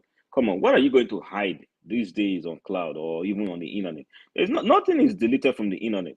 That, that's one thing they don't get. If you like, you go ahead and burn every drive there down. People, as far as that thing is already uploaded in that server. People will still find it out for you. Right? INEC thought it was just going to be a normal thing. I mean, it's laughable because that just tells you how bad our system is. By now, they don't know that There are things that you can hide, there are things that you can't hide. For them, they just thought you can keep doing this regular ballot box stealing. At this point in our own life and how far we've come as a nation, if we have had the right leader, I don't think we should be having plastic ballot boxes at this time, 2023, when people should just go there and put your paper there, or just go there, type your stuff there like you're trying to get money from ATM machine, and you already voted, or you can just vote from your own comfort home. But because they are so blindsided, they don't know how to see the future. I was little then when I kept hearing about this. How people will go to election place and they will shoot one thing in the air, everybody will run away, they will still carry ballot. But today, 2023, still what is going on? People still do that. We are not progressing. We are not going anywhere. You know. So if we have the right person, all of these things would have been changed long time ago. How do you manipulate election? If you go to the polls and you don't see a ballot box to steal, are you going to steal one? No. You know, but they don't think about any of these things. They create avenues for irregularities to occur because they benefit from it. That's the reason why they don't want to change it. Obi will change these things. If he loses gracefully, he will go home and pant his hand on his chest that he lost gracefully. But he's not going to win by going around and making stupid assumptions and playing some stupid tactics just because he wants to be president. You know, so I hope definitely as time goes on, they will see the difference when Obi gets into power. That look, leadership is not by talking and moving bullion vans around. You have to lead by example. The funny thing is this: the reason why the reason why they keep the voting system very analog, very archaic, paper, plastic container, is because they want to be able to continue this illegality. That's why. Oh It's yes, intentional. absolutely. Yes, it It's benefits them. intentional. Yeah. You understand? So even though, because they know say now sometimes they want to be able to manipulate the system at any time they choose. So they have to leave it the way it is. Because if Mm-hmm. they make it more complex, like Beavers, IREV, the chances are that they won't be able to do anything. They won't be able to manipulate. They won't be able to, find figures from nowhere, abracadabra, add, remove. That's why they kept it that way, to show you how wicked these people are. They are not even thinking about their own children. Forget about other people's own. It seems to everybody that they are thinking. They are not, because if they were really thinking about the children, they would think about the consequences of their actions long after they are gone. How are people going to perceive my children? How are people going to perceive my family? There is nothing like that in their radar. People who only think and dream evil, they do not have the capacity for a vision. They don't even know what a vision means. They don't know what it means to serve people. They don't understand it. To them, it's a very foreign thing. The only thing that they think about is power, influence, president. It is the prestige that comes with the office that they're attracted to, not the work. Guarantee you, everybody can see that man has nothing to do. All he went to do was go to France and hug the president, as though, I mean, the way these our leaders present themselves to these people, that's why they don't have respect for black people. That's why they don't have, because these people see them like small, small mini gods. Look at how he was hugging that man, for crying out loud. A man that is old enough to be his great grandson. You're hugging, you're excited, you're opening your teeth down. Eh? Because you don't see person when he agree make you hug am. Okay, then on top of that, you go there, you don't even say anything, nothing, no impact, zero. You bring this entourage with you bring your ambassador. What value did you people bring to that whole conference that you went to? People came to come and speak up for their countries. What value? These people are not thinking about anybody. All they are thinking about is how they're going to line their pockets. Even if which investor wants to come to Nigeria to do business? With the climate, with the way they are buying people every day, Nigeria is in the dark ages. Nobody is interested in doing business with it.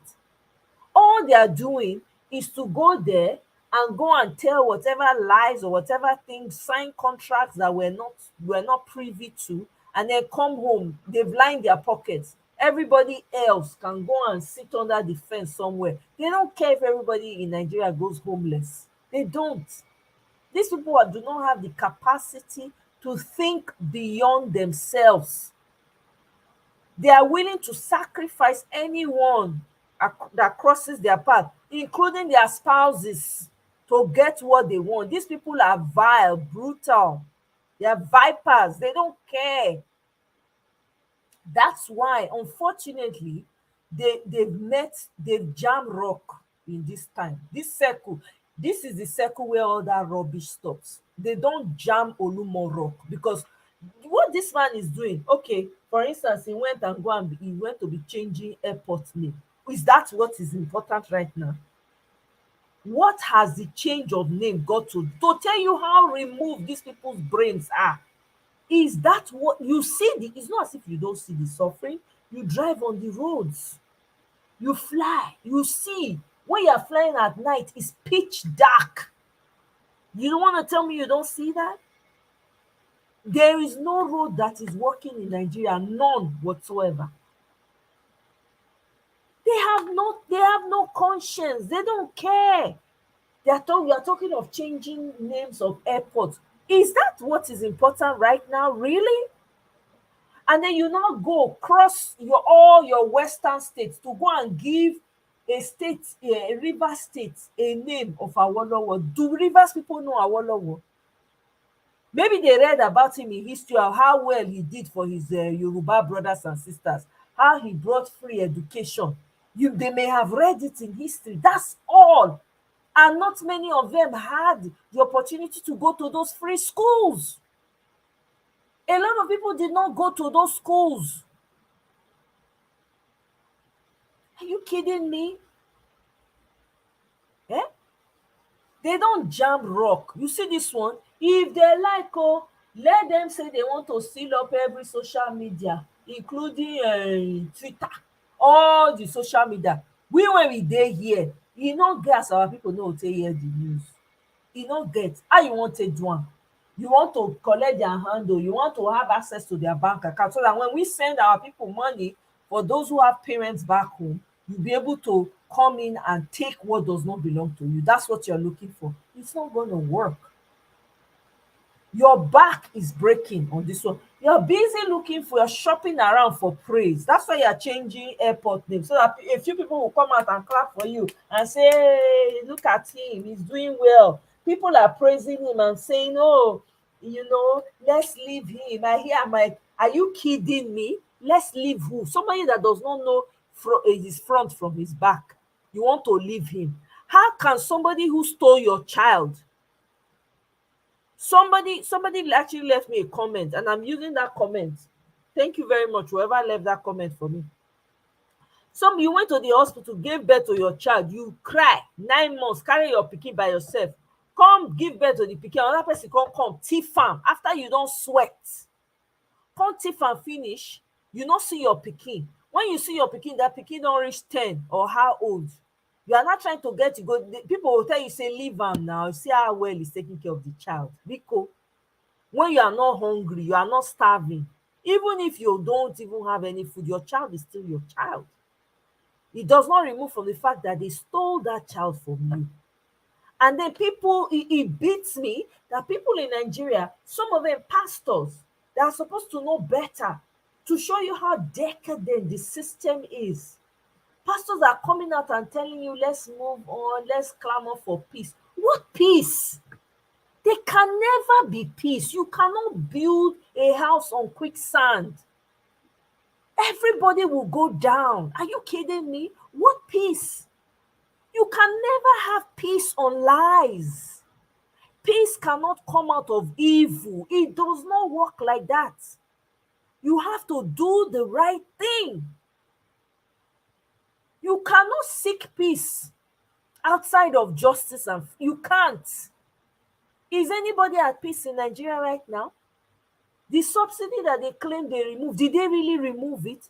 They are still using old ones so that they can enrich their friends and themselves. Those people are monsters. They're not human beings. They are monsters. They're animals. Fella said it. Animals in human skin. That's what they are. I've never seen a group of people who just eat their seed and their harvest. Before it even gets to harvest, they've eaten it. That is demonic on another level.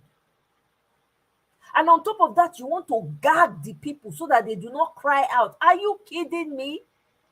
If Peter Obi does not, if they don't give him this man the jejeje, let the country divide. Everybody enter their house. I don't preach division because I love the diversity we have. But the way these people are going, let us divide. If Peter Obi, everybody is just tapping their feet and waiting for Peter Obi. It looks like these people don't understand what's going on. They are so clueless. That is how cool. This is what demonic mind does. It renders its victim hopeless and empty. If they do not give Peter Obi that mandate, that country should divide. Everybody to your tent, or Israel. Let everybody go to their various kingdoms. I'm telling you, there's no need. A country that is not fair to its citizens, the way the oil and the wealth of the society comes from is impoverished. But you're enriching yourselves. And then you have these charlatans running around you, urchins, all praising you because of the 10, the crumbs that you drop for them. They are praising you from a particular. Look, anybody when won't follow each other, may they follow each other. If Peter Obi does not get that mandate, that country is dividing. There's no way. They cannot avoid the inevitable. They cannot avoid it. There's no need. Let's not pretend. Some citizens are more valuable than others. Look at what's going on. You're taking people's lives every day like it's a bug. Even bugs have better lives than humans in Nigeria. Everybody's on edge. And these people are moving around, enriching themselves, increasing their salary, which work they don't do. You never even start the work. Maybe people even say, okay, oh, you are doing it, you just enter, you don't increase salary, 114%. That is madness on steroids. Clearly, these people are on something. They are definitely taking something, they are sniffing something. I've never seen people that are so removed from the sufferings of the people that you chose.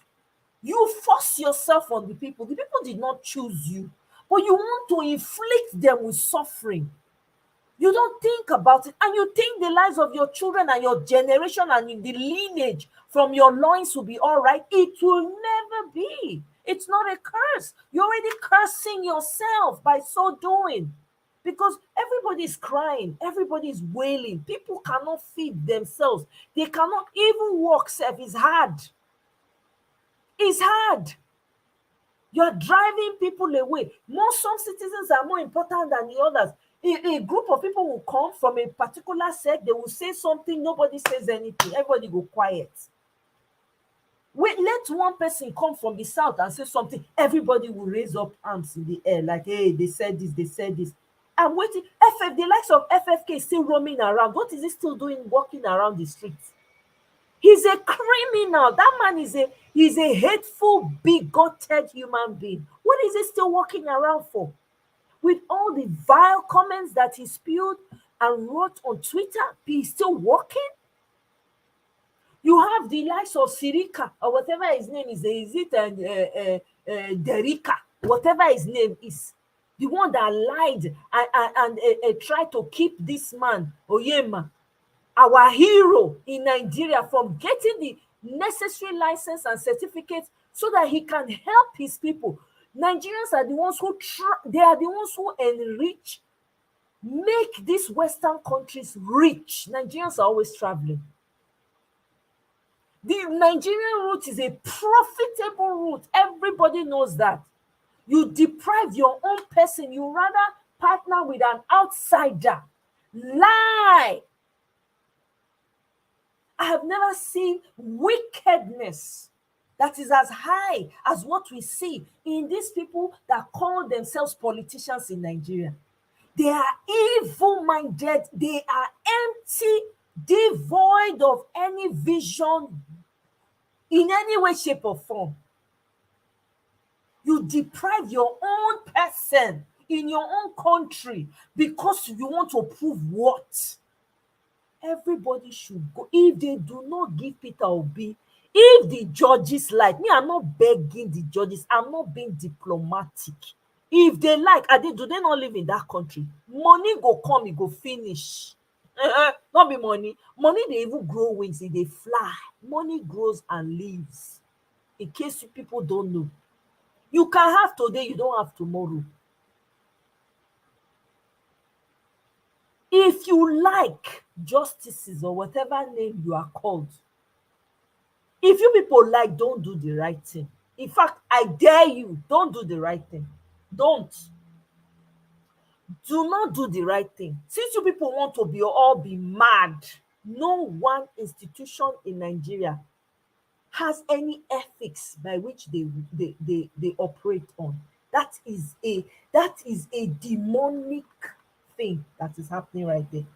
No set of ethics or values. Justices, judges, is it not somebody that swore this criminal in?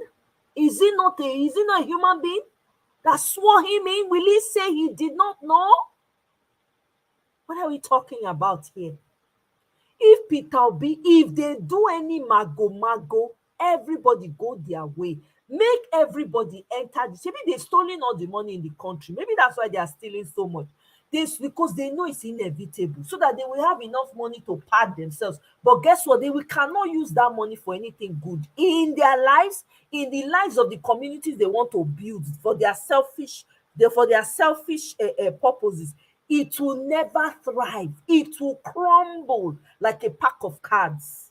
Their children and the generations after, to their 1,000 or millions of generations, they will suffer the way Nigerians are suffering and be snuffed out daily. That is how their generations will be wiped out one after the other. Not because they've caused themselves by what their actions are. Who will see the suffering in Nigeria and not be mad, raving mad with what is going on? I am not begging any judge. Judges, don't do anything. If you like, collect the millions when they give you. Collect them. Make una eat belle full, eat for back, eat for front. Make una do wetin una like. Do not give the rightful owner its property. People that are saying, oh yeah, Igbos should go, guess what? Una go shock the tribes wey go follow Igbos comot for that country. Make una dey there, make una dey play. Una think say when we dey come here come dey shout, we no get work to do, we no get things to do, we just wan talk. Na maths na e dey, abi? But I'm here to announce to you, there is power in my tongue. Whatever I say, that is what it is. So I'm very careful of what I say before I say. But you see this pain that you people are inflicting on the Nigerian people, your generations to come, they will be suffering. They won't know why they are suffering. They will not know why they are suffering, because the people that are being snuffed out on a daily basis, now woman born them. Now person na born them. They not be animals, they be human beings. Since una say una wan sit down on top of una generation, na lineage head, na that suffer na go follow, e go trail una lineage. They go dey look for who go, they go from one prayer house to the other, go from one medicine man to the other. They no go see solution to their problem. Since una say una no go give Nigerians peace of mind, bumper to bumper suffering. Every day we wake up, new things. You people have not even resolved the mayhem that is going on in the north. You have not spoken about it one day. I've not seen anybody come out to say, no, this has to be put an end. We are in charge of this. We are going to do this. You are just allowing people's lives being snuffed out. As long as you are comfortable in your house, your And children tell are. Moye, is not even being snuffed out. We're not even talking, but even to just acknowledge that there's a problem. Nobody, none of them has ever come out to say, oh, we know there's something happening. We're looking into it. We're not even talking about solutions now. Just acknowledge the fact that there is crisis in the north. Nobody has ever said anything. And tell Moye, before I let you continue, see, people, look, they said Tinubu went to where to go and do something. Let me make it clear to you if you do not know. Right now, it is unofficial anarcho state. Why? Because of Tinubu's past. It is an unofficial narco state. That's number one. Number two, there's high insecurity. No country that loves its people will allow them to willingly come into that country to do any form of business. None. Because they cannot guarantee their people's lives. The one where they come do, in no waiting they collect. In no waiting they collect. So if we are thinking people will come and start investing, for what? It's like telling countries to come and pour their money in a basket. Where whole day, big giants whole day. You see and finish. You say you won't go put money. Case in point, go and ask Dangote. Waiting in IDC. Go ask him. Waiting in IDC. He never even started yet. So for anybody, Agbado, Emagbo, of an say on a person, to that big yewedu, where they shake like Iroko tree, they won't fall. If on a thing say he go there to go bring back investment, wo keronu go, eronu dada, because that ironu akpayin, eronu titi, on a go reach very, very, very nice places. Kemaronu go, because it's not coming back with nada. I mean, I was listening to South African president talk and I was like, dear Lord, can I adopt him as my uncle? Sound, value of education. This one, from the beginning to the end, we don't even know. I don't even want to say who he is, but what he is. Because at this point, whether he's a hermaphrodite, I don't even know the English way I want to speak. It was first a female, then it became a male. Nine be the matter. It was first a Nigerian, then it became a Guinean. Nine be the matter. That is what we're dealing with. So we don't even know what he is, not who he is. When somebody is a who, you can trace them down. Right now, we can't even trace him. He fell from the skies. And that is the person we have handed the country and say, take care of us. Look, you're suffering. If we go enter, should we don't enter Guinness Book of Record? Guinness World Book of Record. We did not hand him the country. University don't show us road. That we won't follow do. One of us, we go to enter one by one. Our name go there. Of all the things that we are going to be doing. Dear, it's small. We never see any, they never see anything yet.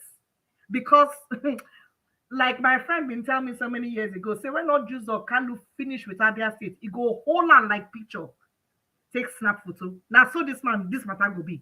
When you don't finish with Nigeria, you go hold Nigeria like cake, take snap photo, because that is where we are heading. The suffering, it never even starts. So if you are thinking that there's going to be an investor that comes to say, okay, I want to, my dear, they will start packing their people to leave. They will start carrying their people to leave. Nobody wants to suffer. Nobody wants to suffer. My sister, continue. The truth is, I have come to the realization that Peter Obi will get his mandate. But if by chance these people want to be mad, because they are mad people already, but they want to be further mad. Everybody should go their way. At that time, let the uprising, there's no choice. Let everybody go their way. It's simple. Me, I go follow my Igbo brothers and sisters. Forget that thing. Peter Obi must be, he must be myself. He must be my servant leader. I dey follow am, forget. We kuku near each other. E no go hard me. If they say okay, if Edo people they say okay, make we form our own kingdom, Asaf will dey our kingdom. It's true. I Edo we dey there, we go dey grow our thing by ourselves. Because if they give us opportunity, chance, say okay, let these people, if you want Peter Obi, go one side, I go dey that side of people when we go with Peter Obi. If they come say no, let everybody go to their region, okay, I remain in my region, no problem. But best believe I will be doing business with my eastern brothers and sisters. I'm telling you, Babe, South. That is it. Let's develop our thing. No baton, no problem. So if the judges like don't do the needful, you people don't do. Shebi you are in Nigeria, you have family, sha. Even if you don't have, you have extended family. Let's be watching each other on plasma TV. Because all of us before now we dey look now, look we dey look now. We not expect anything from una. So we won't be surprised. Personally, for me, oh, I will not be surprised if you people decide to go with your paymasters. I will not be surprised. It no go shock me, okay? But because I have faith in my principal, His Excellency Mr. Peter Obi, na him I dey look, na him make me dey respect una. Because no respect among all of now. You guys have no rules by which you govern yourselves, no ethics. You have violated every ethic rule. You give somebody, you make somebody a son, you make somebody a judge, a magistrate. No rule, no principle by which you make them one. They have no moral, they're morally decadent, character flawed, demonic people, cults members in the helms of affairs. No more evil. Now evil is going down. It's time up. We have been complacent. We accept our fault. We've been complacent. We've been quiet for too long. But you see this one, we pin there, we go collect our property. If una say una no go gree, everybody divide garri enter your papa name. Me, I go dey take visa go greet them for Anambra State because I know say them, hey, they go their place go be like Tokyo or Paris. Abeg, I go dey, Kene, please, oh, when I come for visa, please, you people should stamp it for me. Hey, God forbid, useless bunch of politicians. Evil, demon, they no get mind, no soul, nothing. Just walking empty carcass. They walk around with all the money wey dem dey guzzle, all the money wey dem dey gobble, you know, dey show for their body. Instead, dem dey wither away. They like flower. They just dey fade with all the billions. If they tell you say this one thief, you go look the person, you go say, where the billion for this person body? Now so they be like washed out people. Not one look like person among them. With all the billions, with all the cars, with all the properties, e no dey show. To tell you say evil, when person don swallow evil, na so e dey be. You can't think straight, you can't act right, your brain, your common sense is gone. They don use am fry dodo since e no dey work again. No vision, you are not seeing anything. When you sleep na pitch black, nothing. Is that life? Is that life? We have to say no more. For every Nigerian that has not woken up to what's going on, you better wake up from your slumber. You better wake up. It's not time to be jollificating and thinking, oh, Uncle Dory. The suffering that your people are suffering is enough for you to wake up. Meanwhile, these people they have the audacity to be inflating their own salaries. The thunder wey go fire them. We dey wait for court. Me not get, I have zero respect for the court. Is it the weak? That wig wey be say be like say they dull their senses. Left to me, they go pack that wig and go burn am. Wear Ankara. Burn the damn thing.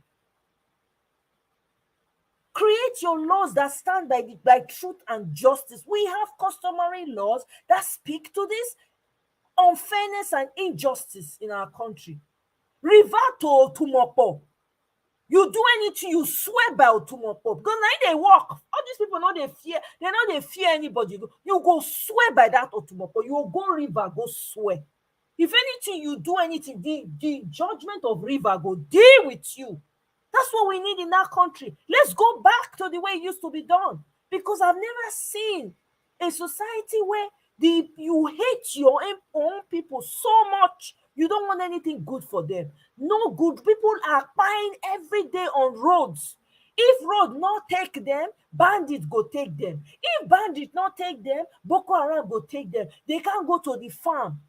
People who don't know people who never used to struggle for money and say money was never an issue for them, all of a sudden you don't have money, you can't eat. What kind of life is that? What kind of life is that? No, no, no, no. If the justices not do the right thing, let the country divide. Make it divide. Make everybody go their way. Make Fulani people go their own. Make Yoruba people, if they like, the ones when they ronu, make they ronu follow Fulani people. It's okay. Make everybody go, because this is BS on steroids. We've allowed too much BS in that society as citizens. Too much BS. The audacity. You raise fuel subsidy, you never enter, you never even sit down, make you even see as the chair feel, whether it's comfortable or not, you don't increase subsidy. You can't go invite foreigner, the gate, I bet you they call am. When we say that they use broom, they chase for this country. They use every day. Now you dey see TikTok when they say don't buy this food. Now big gate do am, na him buy the company. Don't almost buy all the farmland. They buy farmland so that they grow. You won't grow synthetic food, bioengineered food and meat. Now that one now una wan carry come make come buy, make come ruin the soil for Nigeria. God no let una. Una no go succeed. As e be say na God dey, na him create the ground where we stand put, and everything wey dey seen and unseen, una no go succeed. As far as say the sun dey shine, night dey come, una no go succeed.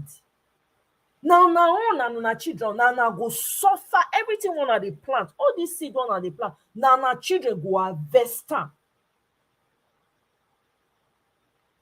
Na una children go harvest am.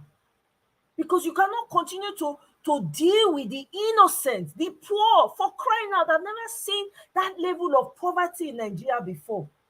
Never. Eh? Everybody just they turn blind eye. Everybody with all the wealth, it doesn't show on them. That one supposed first give them sign. All this money when I get, why are not they fresh? Why are not they even look like human beings?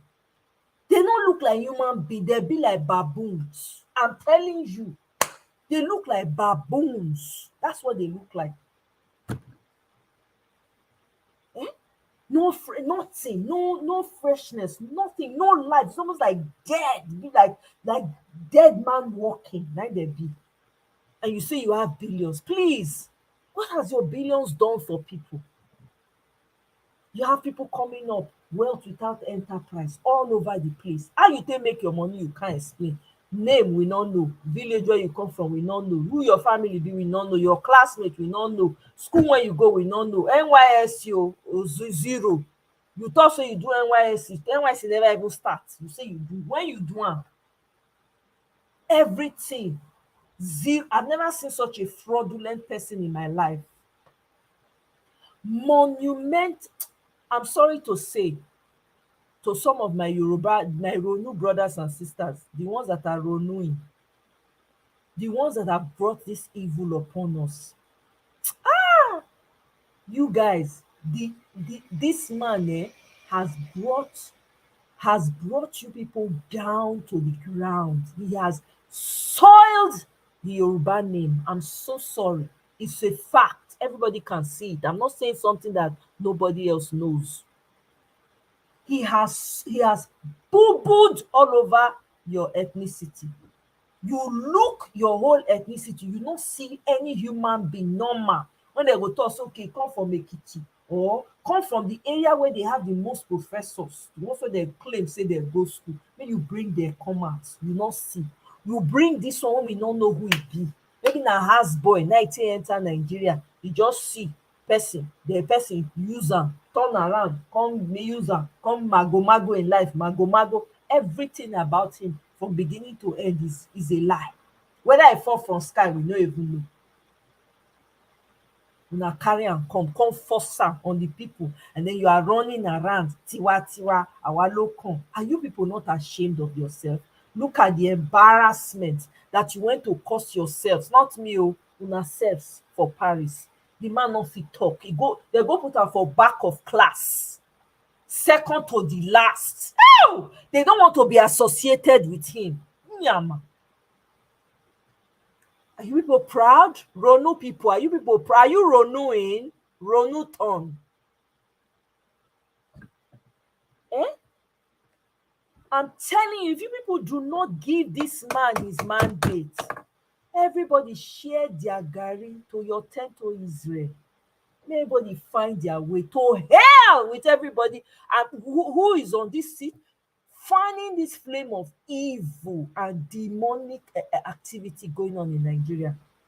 Your generation will not be spared. It will not be spared. As sure as the sun rises and the moon comes out at night, your generation will not be spared. If you are spared, that is, if you gone, you are spared. You people think you are doing somebody. We do election finish, suffer. People buy themselves because they say no hope. Buy themselves on top of this election. Now, una say make person come move on. Thunder go fire everybody mouth when talk that rubbish. Thunder, move on. Make we accept the will of God. God forbid. I don't serve a God like that. A God that sees evil and calls it good. That's not the God I serve. I refuse to be associated with a God that sees evil and calls it good. I refuse to. God forbid. Look at all the pastors, all of them. Has any one of them come out to debunk, to come and talk and say no, they cannot subsidize and regulate our religion? None of them. They don't mute. They don't use money. Shut their mouth, their smelly mouth up, including your GOs, all of them. Failures. They failed the Nigerian citizens. Failed, woeful. I miss Reverend Idahosa. Oh my God. Oh, gone are the days where we had men who had fire in them that would speak truth to power without fear. The ones we have now, they are all urchins, charlatans, walking around, claiming to be something that they are not. Meanwhile, reaping from the poor to enrich themselves. Evil in their camp amongst them, that they do the most evil. Prey on the most vulnerable. Take and take and take, empty the hosts and leave them. GOs are not spared. All the Kurukere pastors are not, all of them, from A to Z, not one. Nigeria, shame on your pastors and your GOs. Shame on them. Shame on them. They've all failed. Your prayers, let me tell you, GOs and pastors, your prayers are no longer heard. Abi, you don't know. Your prayers are not heard. Your prayers have become an abomination to the creator of the world. It has become an abomination.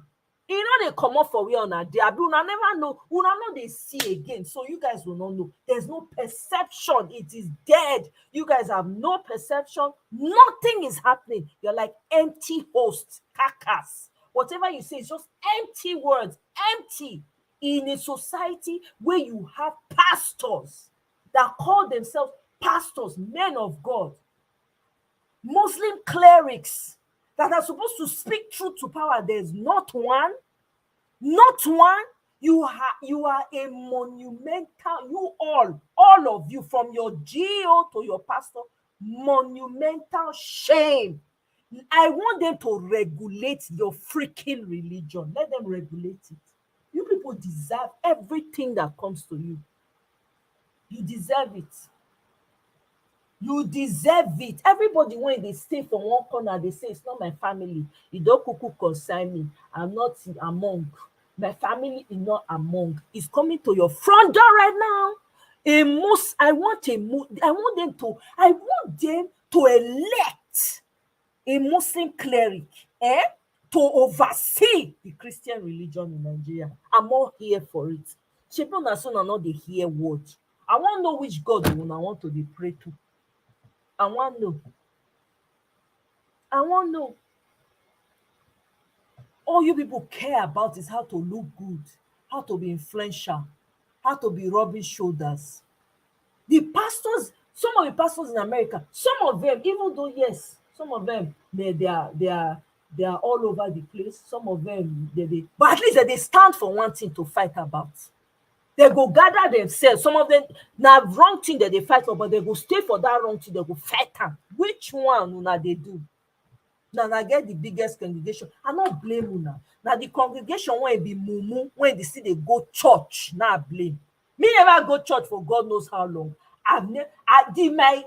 My hearing from God is sharper than ever. Can't tell me nothing. Una go church, una go leave. You bless when una reach church, they go suck, use big straw, suck all the sense comot. Una go comot, you don't receive anything. You go back to your filth, your poverty, everything. Whatever you are suffering from, you go back to it. People go to church and then go at night time, they go to Babalawo because church, there's no helping again in your buildings. So you have voodooski people, jazzy people, go to church in the morning, go to the mercy mat at night. They are missing it now. Some people carry it in their back to church. I'm not judging anyone. Yeah, everybody has the right to worship their God the way they are. They want to worship it. But you people should look at yourselves in the mirror and say, shame. You ought to fall down and ask and just resign yourself and say, you know what? We have failed this generation. Not only have you failed, it's not only one generation you failed, though. You failed generations. You ought to remove yourselves from the sin and hide yourselves in shame. Everybody go come up for this world one day. Every single person. Every single person. The question is, how did you affect the lives of your people in your congregation? With all the wealth you amass, is it going to save you from the claws of death? It will not. It will not. With all the money, guess what? The children, when you leave that money for, they go squander them. And in fact, they go dash people when no know as to take sweat for the money. Una names no go, it will be wiped out from history. Nobody go remember una. Nobody.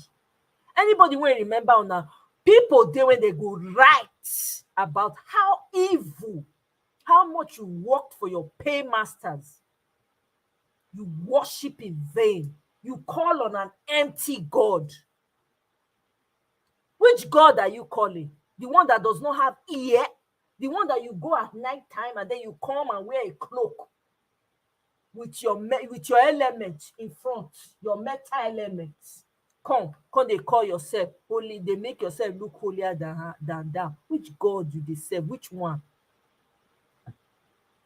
You people have brought shame to your country. You have made your people's lives miserable and worse. With all the Christianity, how far with Nigeria? How has it improved? How? What is the moral meter in Nigeria? With all the churches, with all the prayers, where is your moral meter? Where is it? To show you that you people have been doing it wrong. You have been praying to yourselves, not to know God. You have been praying to yourselves. You've turned yourselves to many gods that you are not. You have assigned yourself roles that you do not qualify for. You call yourself, you come out and you say some God called you. Which God? I don't blame you. Now the people where they go, the God of you pray and pray and pray. Where is the result of your prayers? Where is the result? Which God are you talking to? Which God? You have wrecked destinies, wrecked lives, wrecked people, wrecked them completely to shambles. People that were middle class have become poor because you tell them, you talk them into give. They go give everything with left with nothing. You go they prophesy vanity upon them. And people go still carry their bag every Sunday, they march go church. Which church you they go? Which church? Church when God not dey again. Church when God don't come out since. Now they go. You are wasting your time going to a building thinking that there's God there. He is not there. He's not there again. He has left you people alone with your morally decadent lives and your demonic flawed characters. Person wey get ear make e hear. If you like not hear, continue, because una fair coconut head now na be before. Una like suffering, una like to suffer, una like make person lord am. You guys like to be slaves. You are happy slaves. You go the church, you go still dey give your money, you go still dey do everything. All the money wey you don give, I will be rich the next day, I'll be rich the next day. How rich are you today? How much money do you have? Can you afford to buy pampers for your children? Can you afford to send them to school? The schools that your GEOs build, how many of una fit afford to go? How many of una fit put una children for the school? How many? How many? How many?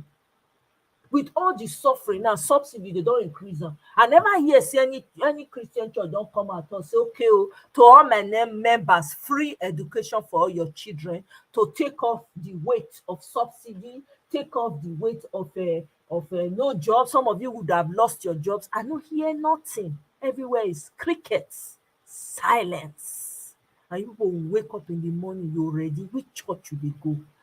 God not dey church again. If you want hear, you hear. If you no want hear, na my own I talk. God is absent from the church because the church is morally bankrupt. Not be God that they serve for church. Now another thing that they serve. If you not like make una dey go church, it will come. To each their own. Everybody do your own thing. But more na dey deceive una sense. More na continue with all this nyama when they go on for Nigeria. When church not dey Nigeria, it was morally sound. It was morally sound. No church. When people they go medicine man house, no church. They go tell you, say if you take anything when belong to another person, problem dey o. You true. When you take a problem, go dey true. Gold that time, gold go dey ground. People no dey pick am because gold was known to be an element that you just don't take. If you don't know the source, you don't take it because it comes with a lot of things, a lot of baggage, especially if you don't know where that gold is coming from.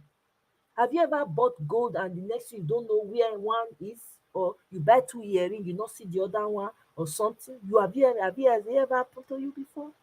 People will be picking things. Back then, you don't touch things that don't belong to you. You don't take somebody's wife and say yes. You don't go and sleep with another woman's husband and think it's okay. Happy side chick. You don't. Your heart must be carry am. Unless you choose polygamy, unless you choose them.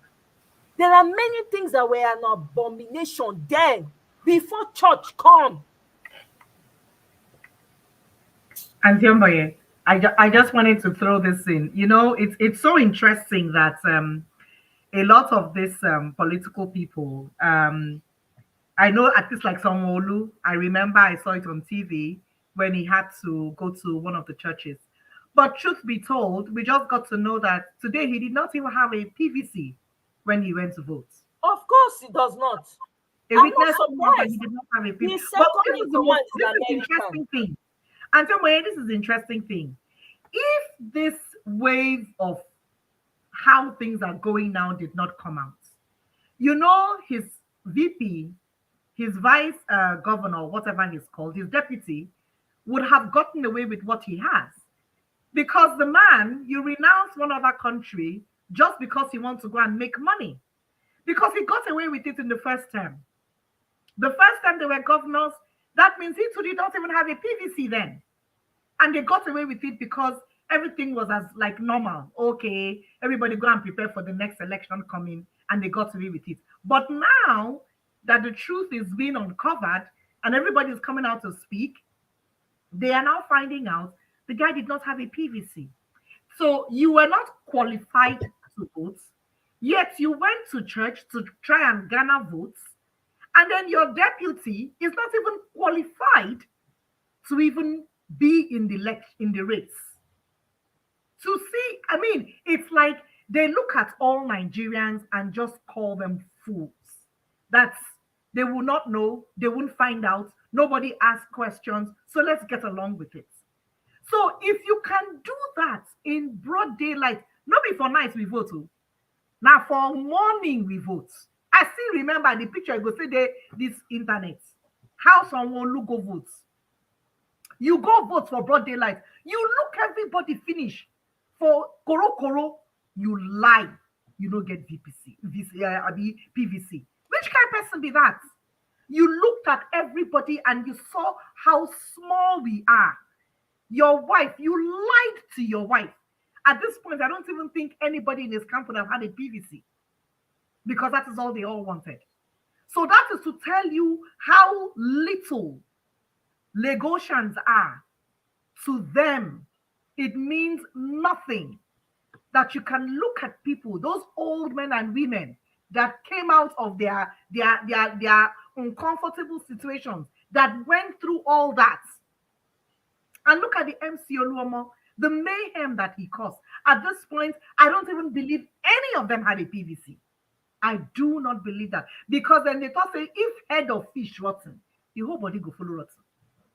So if Sanwo-Olu did not have his PVC, his deputy is not qualified, then as far as I'm concerned, they should just cancel the election in Lagos State because it did not happen, apart from the other things that we saw.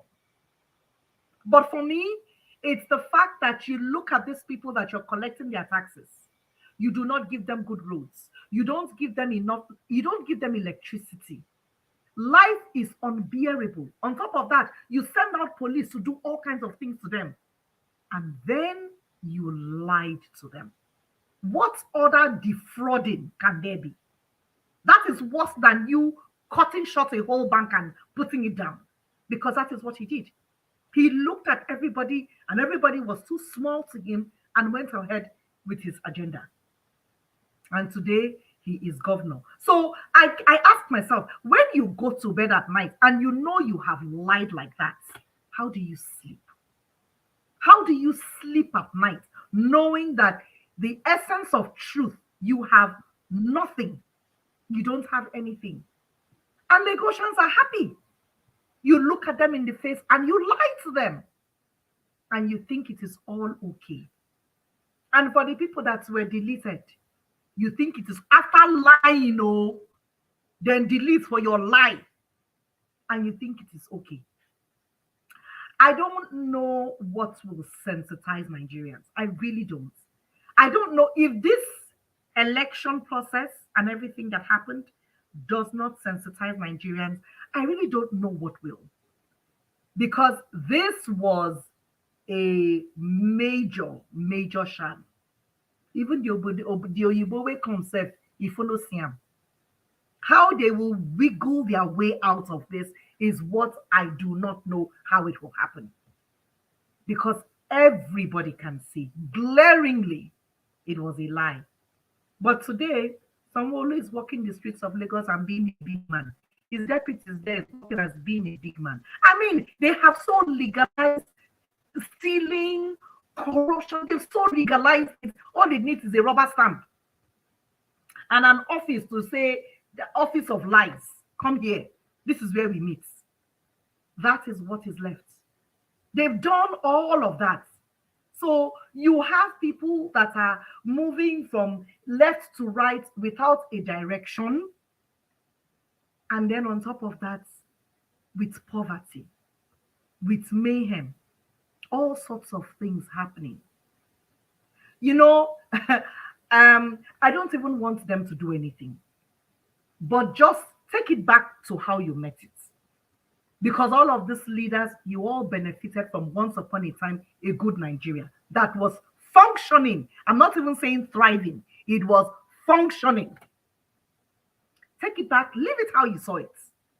Undo the crap you have done and leave it to how it was. Let us go back and start from there. Because they say when you want to move forward, you have to look at your back, retrace your steps, and correct your mistakes before you move forward. So take it back to how it was. Let's start retracing our step from 25 years back. Look at how many years did APC handle? Where Bola Tinubu starts, and he made Lagos where it is. So you can imagine one more day of that man being in office, where Nigeria will be. In fact, the mere fact that he is there, it's a sham. It's a major, major sham. And every day I keep asking myself, does he look himself in the mirror? The man they buy, they go. He not even like himself. Himself go, he not even like. Because by every day, see, I remember that time when he first go for in state visit, come back before they made the inauguration. See as the belle robo now.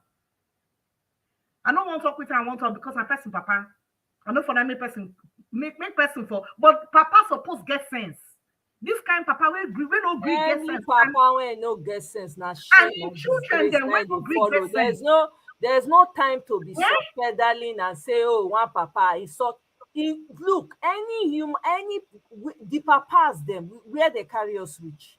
Abio, my sister. It's been 50 years where we did. The grandfathers, the great grandfathers, where we did. What use is a great grandfather and a father when your children don't have food to eat. What is the use? What is the use? What kind of society is that where your children are literally buying in front of you? You are still respect? Are you kidding me? I beg go, leave that thing. It's sad though. It's sad because look at him. Look at him. I mean, somebody should call him and tell him, take it easy. Leave this thing behind and just go and enjoy the rest of your days. Period. That's what they need to tell him. So whoever his friends are, you guys are terrible people. God forbid make I forget that kind of friend. Because I want you as a friend to look me in the eye and tell me the truth. He doesn't have any. His family members are all using him. And if nobody is telling him, I am reminding him now. Bola Ahmed Tinubu, your family members are using you. The people around you are using you. Because you are a quarter to go. If nobody they are not using him, that's what he wants. Bibi, I beg. I don't hear this thing before. Biko, Mona, stop. Biko. Nobody is using him. Greed. It is greed. And he's always wanted this. You know how long this man has wanted this? I agree with you. It is exactly what he wants, that he lobbied, he bribed people, bought people over. Didn't matter how much. So he definitely turned Lagos State into a money milking state, including the side gig of a drug dealing that he had. So he had money with bullion van. So of course he bought everybody by. You know how long he's been buying people to his side so that they can say yes to this. You know, he's the one that went to bring Boo Boo from after Boo Boo don't try, succeed. He was the one that single-handedly went and met him and brought him and said, come, I will pump money into it. We will make it happen. He is the one that brought the mess. So when people come and say, oh, his friend are not, please, I beg. The man know exactly his greed, the prestige, the influence that comes. You don't know the job, but you want the prestige that comes with it. You don't care for the people, but you want the prestige that comes with it. What kind of demonic human being is that? What kind of demonic human being is that? He doesn't care who he loses in the midst of all of this. He doesn't give a damn. The man wants it by all means necessary, and he bought people who were gullible and dumb enough to let him walk all over them. in the caucus that he came from, the West, the Yorubas, why did they not sit him down? This is an embarrassment. This is a monumental shame. I'm telling you. So please, anybody when they talk say, oh, his friends, family, what? The man wanted this when they were buying, they buy these people recently again. He keeps quiet. He doesn't say anything because he wants to continue. Because the people, the Fulani people have told him anything we do, take eye come out, oh, otherwise we blow the whistle. So he will do their bidding. What are we talking about? You know, these people are demons. They are not people you talk to calmly. They're not people you just talk to and say, oh, you know, forget. They don't think like that. All they think is power, power, influence, money, money. That's all they see. Money is the motivation. More money is the motivation. More and more and more and more money, more and more and more money. Money that they will not use to do anything valuable for their lives. Money that will send them 6 feet under. These people they don't feel sorry for you. They don't care. You they speak English, oh. They don't care. They're not interested. They're cult people. People that drink human liquid for food. You think there's no sense of empathy. It's gone. No sense, no brain, nothing. No empathy, no nothing. It's gone.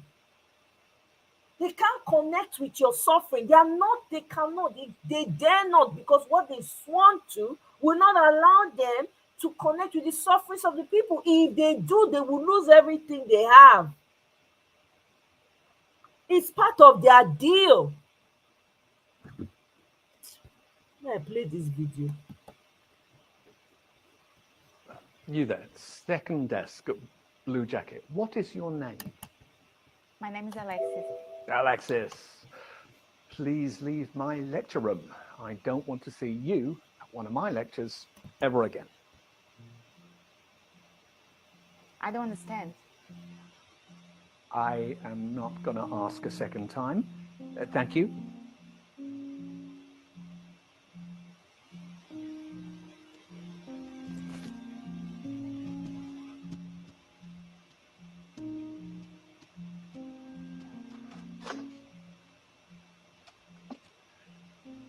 Why are there laws?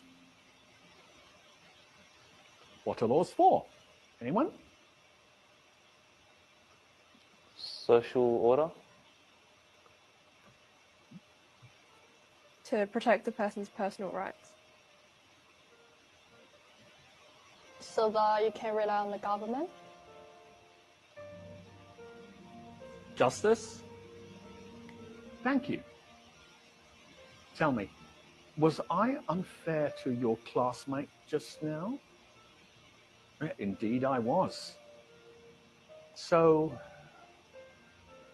why didn't any of you protest? Why didn't any of you try and stop me? Why didn't you want to prevent this injustice? You see, what you have just learnt, you wouldn't have understood in 1,000 hours of lectures unless you lived it. You didn't say anything because you weren't affected yourself. And this attitude speaks against you and against life. You think it doesn't concern you, so it's none of your business. Well, I'm here to say, if you don't help bring about justice, then one day you too may experience injustice, and there will be nobody there to stand before you. Truth and justice lives through us all, and we must fight for it. Because in life and work, I mean, we often live next to each other, but not with each other. We console ourselves that the problems of others are nothing to do with us, none of our business. And we go home glad at night that we're spared, but it's about standing up for each other. Every day an injustice happens in business, sport, or on the tram, relying on someone else to take care of it is not good enough. It is our duty to be there for others, to speak up for others when they cannot. I am here to teach you the power of your voice. I want you to learn critical thinking to empower you to stand up for what is right, even if it means going against what everyone else is doing.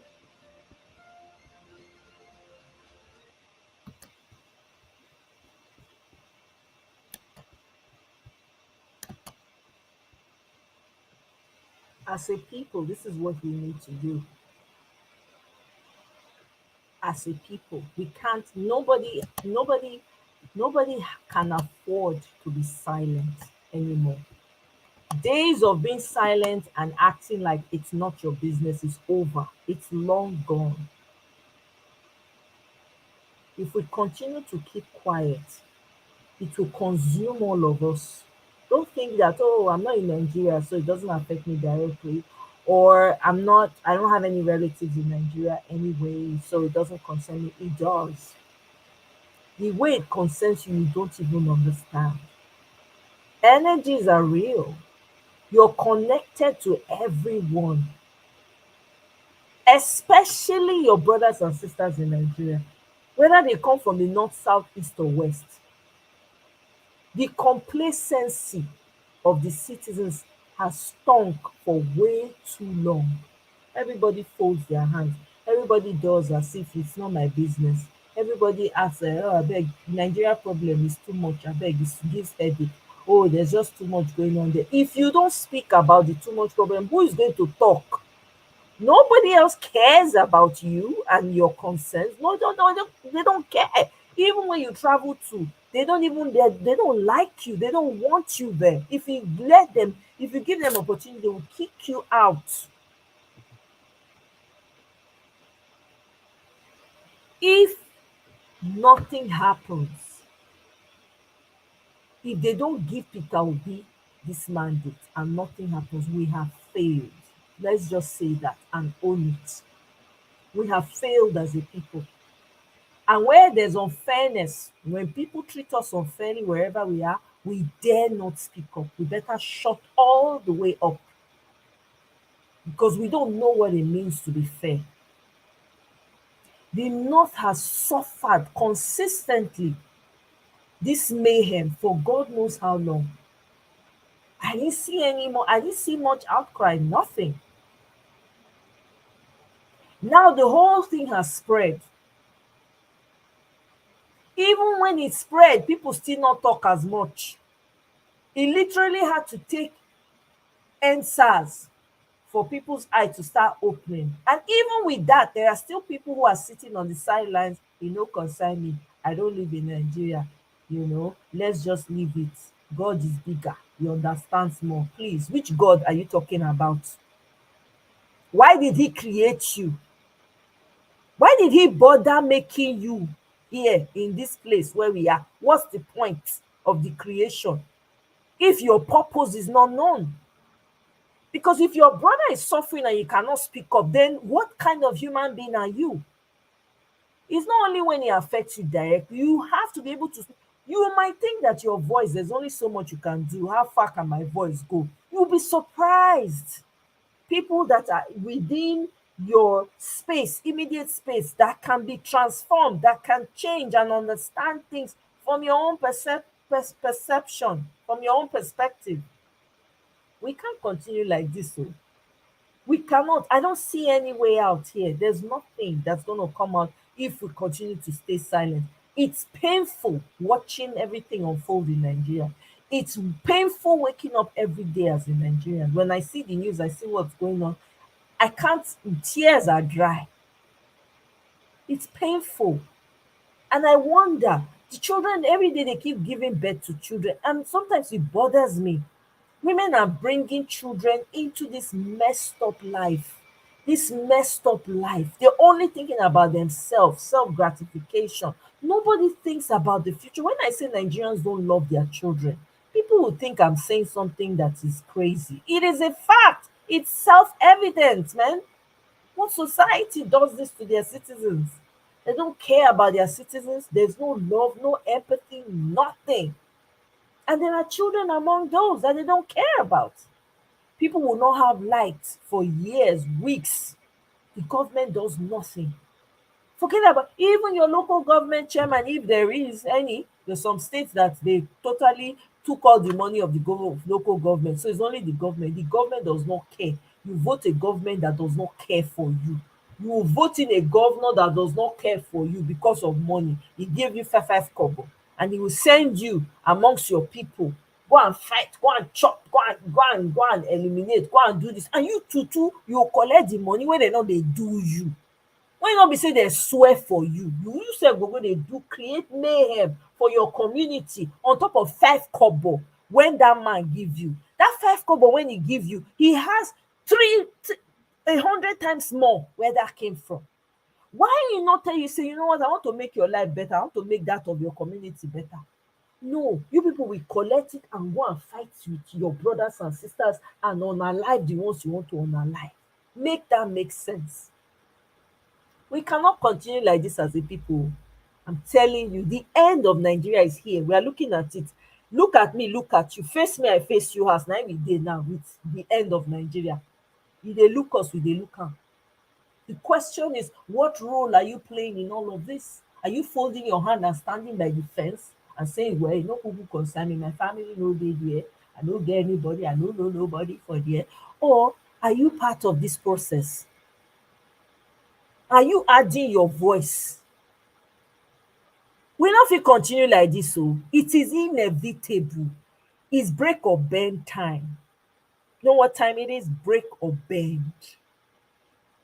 Me, I know they beg the freaking justices, whatever they ref to me, make they fling that wig throw away, burn everything to hatchets, and that their colonial gowns when they wear, touch, burn everything to ground. We get customary laws. Let's go back to customary laws. Since these people, since they bring borrowed religion come, nobody dey fear God again. Nobody. Before, people get the real fear of God, real unadulterated. Wetin happen now? Everybody dey do as if now dem create themselves. Nobody dey fear anything anymore, because guess what? They'll do everything wey they wan do. They'll come turn to gospel singers, aka Amechi. Na gospel singer now. If to say na during the time of Otumokpo, Amechi no fit try wetin he try so. They go carry Ame go swear for Otumokpo shrine. If he swear in 3 days, na they go give am. If he not confess, 3 days is gone. Look at where we are today. Na only us we go abuse our own. We not get regard for our own. We believe say oyibo own na im better pass. Colonial mentality don finish people lives. You no even know say you dey hate yourself. You no know. You no know say you dey hate yourself. You go dey look down on people when they worship God the way when they believe say na the right way. You go dey, meanwhile you go feel say na your own pure pass. How you take know say na your own pure? You don comot for this world go talk to God before. You know he don he tell you directly say yes, you are doing it right. Oh, na where I no reach now talk reach so. If we continue to fold our hand make bad people dey do wetin they like for that country, we have failed. Make we just start to dey accept am now. Look in the mirror, tell yourself, if we allow this thing happen, na we be the problem, not be them again. Not be them. You wake up every day, you see the nonsense when they comot for that country. E dey rile you up. You go dey say, wow, nobody care. No moral compass again. It is gone. Back in the day, even before people start to dey go church, you no dare comot for house say where you go say you dey go. Now people go do wetin dem wan do, dem come go confess. Na everybody that dem wan go confess, dem go confess. Or they'll go meet pastor, say, pastor, abeg pray for me. I don commit sin for my life. Pray for me. I don do this. I don, pray. Dem no go no talk wetin dem talk. Dem no go talk wetin dem do. Dem go just say make dem pray. Dem come do prayer. They can't pay the person, make e go fast for them, make e go pray for them. They subcontract prayers to people. Hell, we are not ready. Now Nigeria, you want to count church, e pass like 1 million. Everywhere you go, church, church. Meanwhile, the evil, ask yourself this question: with all the churches wey dey Nigeria, why evil high? Why vision no plenty? Why people no dey build? Because where God really dey, right? Where there is God, there's decency, there's righteousness. You know, they ask that question. All the countries wey we dey go, they're not even, most of them not even dey go church. They're not dey go. How come they know the right thing to do for their people? How come?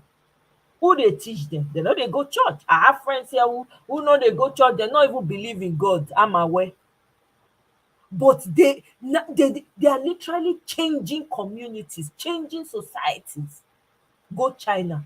China, they no dey, then if you no even fit be Christian with your full chest for China, na underground. But see as China be. Singapore nko? Malaysia nko? Malaysia of yesterday for you. How many God dey serve? South Korea, wey be Christian country, look at their country, look at their amenities. I dey look one video of one woman wey go born for South Korea. American woman, e marry South Korean man. E move go South Korea, see the maternity hospital. Belle go dey hungry you to get. Look, the pamper, when they go first pamper you, you go say, I want to have belle right now. They go pamper the woman. They even get spot for the husband too, where they go take pamper the husband. The woman no dey touch the pikin for the first how many days. Na the nurses, they only when you want feed the pikin. They go take care of the pikin. They go teach am how you take. They dey spend like months, depending if you want still, you fit pay for more extension. They go take care of you. South Korea na Christian country, but look at how far they have gone. Those are people who know their God and are doing exploits, as your Bible says. How many exploits Nigerians dey do with all the churches, every corner, every nook and cranny? How many exploits? No country wey una go go when they no go drive una. How many we don lose for ocean? How many Nigerian lives? Nobody dey count that one, because e no matter to people.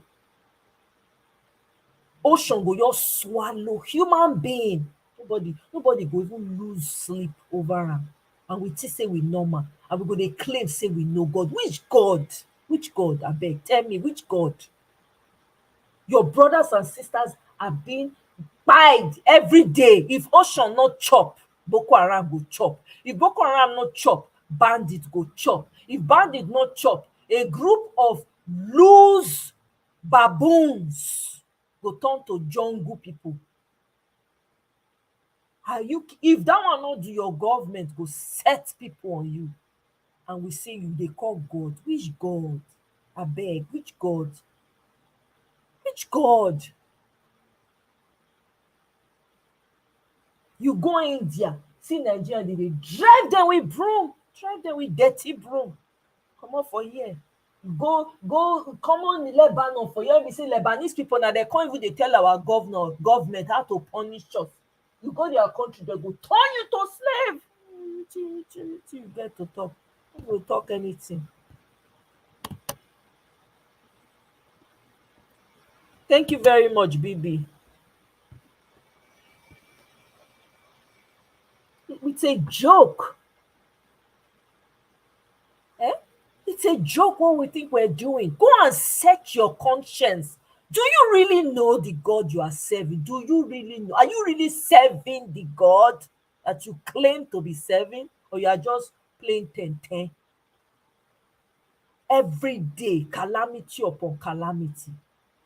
Shebi, if you know God, you suppose bring peace and righteousness to where you dey. I mean, I don't read Bible before. I know these things. You're supposed to bring peace and calamity and a righteousness where you are. You're supposed to direct people in the way they should go, in love. So what do we call this? When church leaders are saying, accept this as the will of which God? Please. If that doesn't tell you that these people are not serving the God you think they are serving, I don't know what else will. Because we're really joking around here. We're supposed to love each other as Nigerians, brothers and sisters.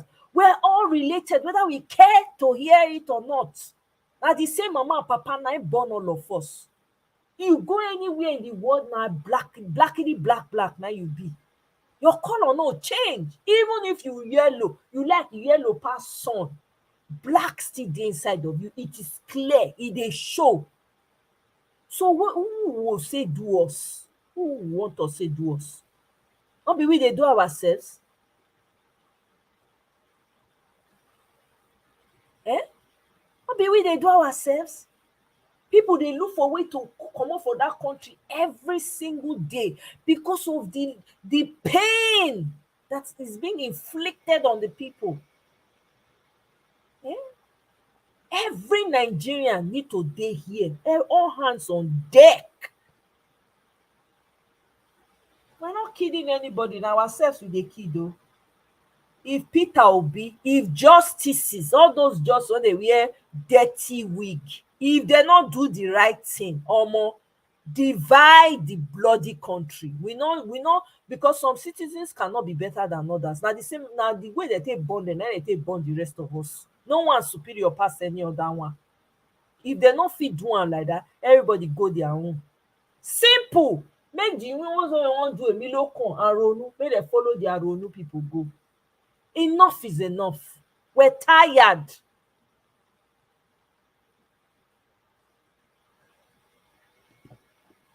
We're tired.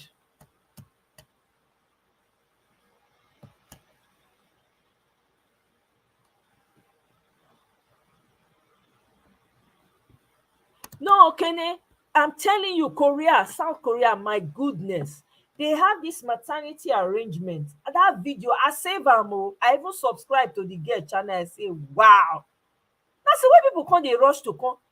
They get space for the woman. If you see the room, hey God, then they take care of her. Then they massage her, spa, everything, right? For like a few weeks, I think months actually, right? Then the husband gets space when they give am too. I'm telling you. And then they'll come give the woman break after e don born. The only feed na the woman dey feed the pikin. In the morning like this, the nurses don come, they don bath the pikin, they don do everything. When you wan feed am, they'll come call. Sometimes they go tell the woman make e wetin they call am, prepare breast milk. Go don pump breast milk put for ground for them. They'll put am for the woman room. So in the morning when they come, they'll take am from where they wan take am from, carry the pikin, feed the pikin, give the woman, and oh my God. I mean, I looked at it, I was like, you get the woman, the girl say, Omo, he never experienced this kind of thing for his life before. They take care of the woman, massage everything. Yes, so Kene, you will not sleep on chair. Oh. You go get your own room. They go take care of you, feeding, free food. They go feed the woman, get food when they give the woman, special food when they make for her, and everything, and the husband too. No. No. Exactly. He don't buy many people, many of our brothers and sisters. They go buy finish, nobody dey hear of them. When you dey hear say billionaire, they send themselves message, not be anybody send them. See as the news dey carry am up and down. Meanwhile, how many people that seed dey chop? How many people e don chop? Even the country when they cross enter, when they use this their vote wan capsize, they come dey call out, the people no gree answer them. They watch them drown. That's how wicked. If we don't get it right, if Peter Obi no get this mandate, make Nigeria, make we separate, make everybody go their way. To hell with the so-called Nigeria.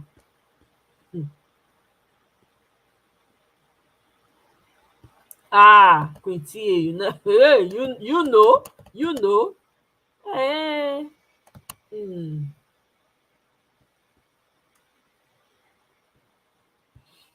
I beg you.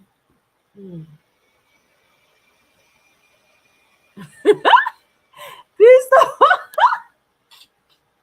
Oh my God. Oh my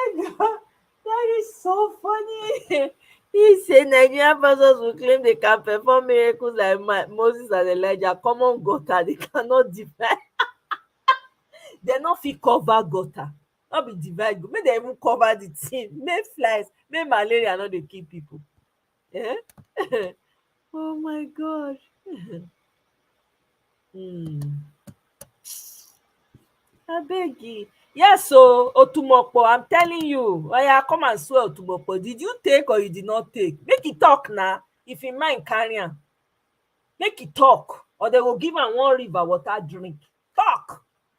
Deny say you thief money, whether dat Otumopo no go carry you go. Abeg all dis people, biko please.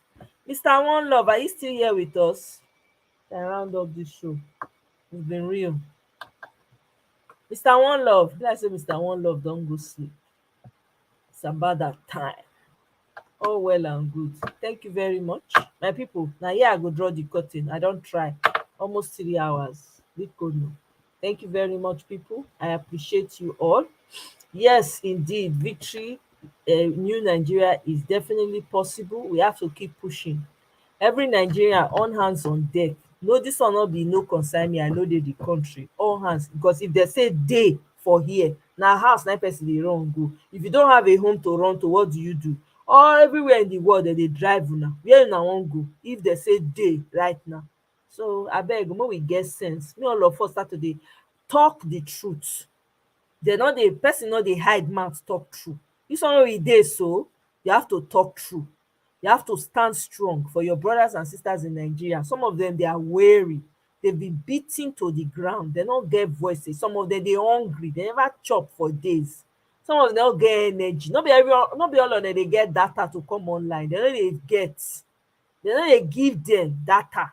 They intentionally deprive them so that they no go get. So now you and me, na im be their voice. So if you not talk, who go talk? If you not talk, who go talk? Na im make God create you. When you talk about God, this is the reason why you are here. You are answer to somebody's prayer. Not be to only give money. Talk the truth, make devil shame. Ha! Abeg, make all of us get sense. So may God help us. See, my own be say Peter Obi must collect a mandate. If he not collect am, make everybody divide garri, make we dey go. Abeg, make everybody enter. Make Fulani and Ronu people go one side. We dash them, make dem go. Thank you very much, my people. It's been real. We go see again another time. As the Lord decides, we shall know. Hey, my brother, you're welcome. Oh, we thank God. Thank you too. Thank you all. Thank you, Quinty. Good night. Thank you, victory all the way. Yes, a new Nigeria is possible. Absolutely. Kudos to His Excellency Peter the Rock Obi, the man of the moment, setting examples since 1900. Oh, my body you're torturing me as I'm on dey talk. I'm taking the example of Peter. My head just swear. I say, Oria. Hey, Opea, correct man. The man I stand behind like Olumoro, their father. That one na my president to forget. For real, sister. Thank you for coming. I appreciate you all. BBMJ, thank you so much. Girl, I appreciate you. One love. Thank you very much. um who else? Eunice, thank you, sis. I appreciate you. Rahim, thank you very much. Oh, everyone, thank you. Highly favored, thank you to everyone, everybody. Obulu, yes. Victory don hear Isha by force. Obulu. Obulu, yes. So Kara, Obulu, Bahali, Ubowa Dali, Ahweme. Yeah. All right, people. It's been real. I'll see you on my next one. Please, like on your way out, and you have not yet subscribed. Biko, subscribe. Oh, they cost anything. No, now not buy me mango today, but nothing spoil. But mona subscribe. Biko, mona subscribe, mona like, so that it go far. Make most of our Nigerian people they hear. Make they understand. Say this, we they fight for all or everybody they fight. So I beg, mona share this thing. Yes, so Kene, I draw the curtain quick, abeg, because I know una trick. Una come use style hold me for here. Ah, I jump and pass today, Kene. I'm running away. Good night, Rahim. I appreciate you. Good night, Christopher. Long time. Good night. I know you're busy. Good night, everyone. It's been real. I'll see you on my next one. Bye.